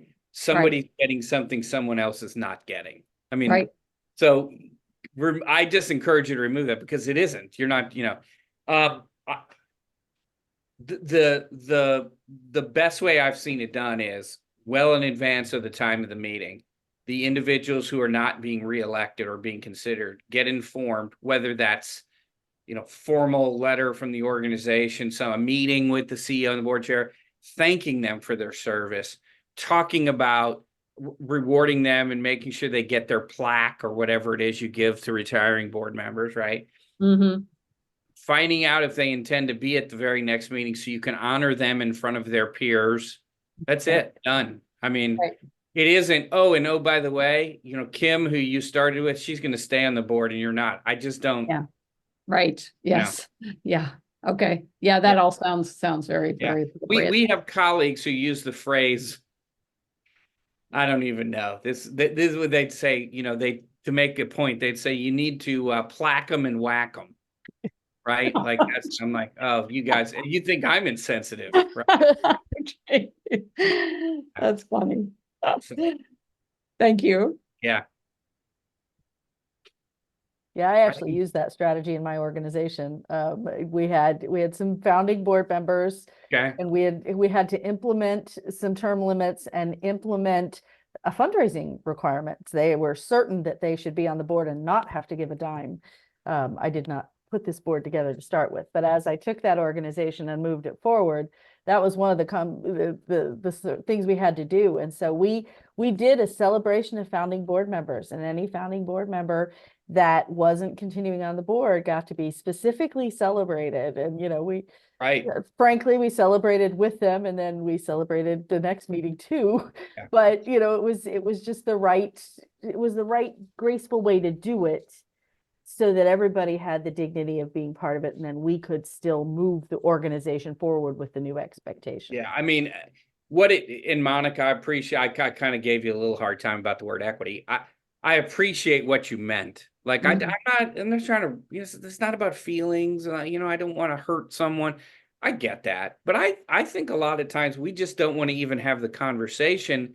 And what I hear anecdotally, of course, is when we do, it was worth it because we found out something about the person we didn't know, and they were afraid to leave because they didn't want to hurt your feelings, but you were afraid to tell them to leave because you didn't want to, you know, it's like a family, you know, like I always say board members are like your kids, but you can't get rid of your kids. That's, that's how you're stuck with your kids. Your board members, not so much. Thank you. Yeah, yeah. Anything else? Other things? Phoebe, have you enjoyed yourself today? Okay, good. I'm just making sure. All right, okay. Well, Dave, thank you so much Yes, for the my time, pleasure. for the presentation, for the partnership. You bet. Yeah, you You can see guys why. listen to Kathy. She knows what she's doing. They are amazing. Yeah, they're an amazing team, and this is fun work to get to do alongside all of you. So I did put in the chat, I love your feedback. I love a survey. And we really do, I truly do read all of the comments and all of this. We put it all together. We share it with our leadership. We want to know what's working. We want to know what's not, we want to know what else you need that we can help you find and do. So that, and I try to make those surveys as quick as possible, but we would love your feedback. You've got Dave's information if he can be of further service to you. And you've got the connection to the website. We are continuing to add all different kinds of programming. And so just keep an eye on that. I do try, even though we post mostly what the center's doing, I do try to post things that are happening around the community as long as it benefits nonprofit professionals. So if you know of another training that's happening, we haven't yet figured out how to get like all of CSC's programming onto our site. We're not even sure we can, our site will handle that level, but we've got a link to CSC if you do training with them. We got a link to United Way if you look at their trainings, but we're trying to just make sure you've got a one-stop shop for when you need to know something, or you'd like to learn something, or you'd like to send a staff member to learn something, or a board member, a volunteer, that we've got a spot for you. So keep an eye on that website. We're working on being a little more routine about getting information out to you, and a little more strategic about that in our own growth strategy. So know that that's on the way. But what I'd love to leave you with is that keep doing the amazing work that you're doing, because it is an honor to get to work with you. It's an honor to live in the community that provides the services that you all work so hard to provide. So thank you for being yourselves and doing the work you're doing, and joining me on this journey as we continue on this pathway to excellence, and all the different aspects that looks like for us. So again, thank you, Dave, for your time, your energy, your expertise. And thank you all for the amazing work that you're doing. Look forward to seeing you again soon.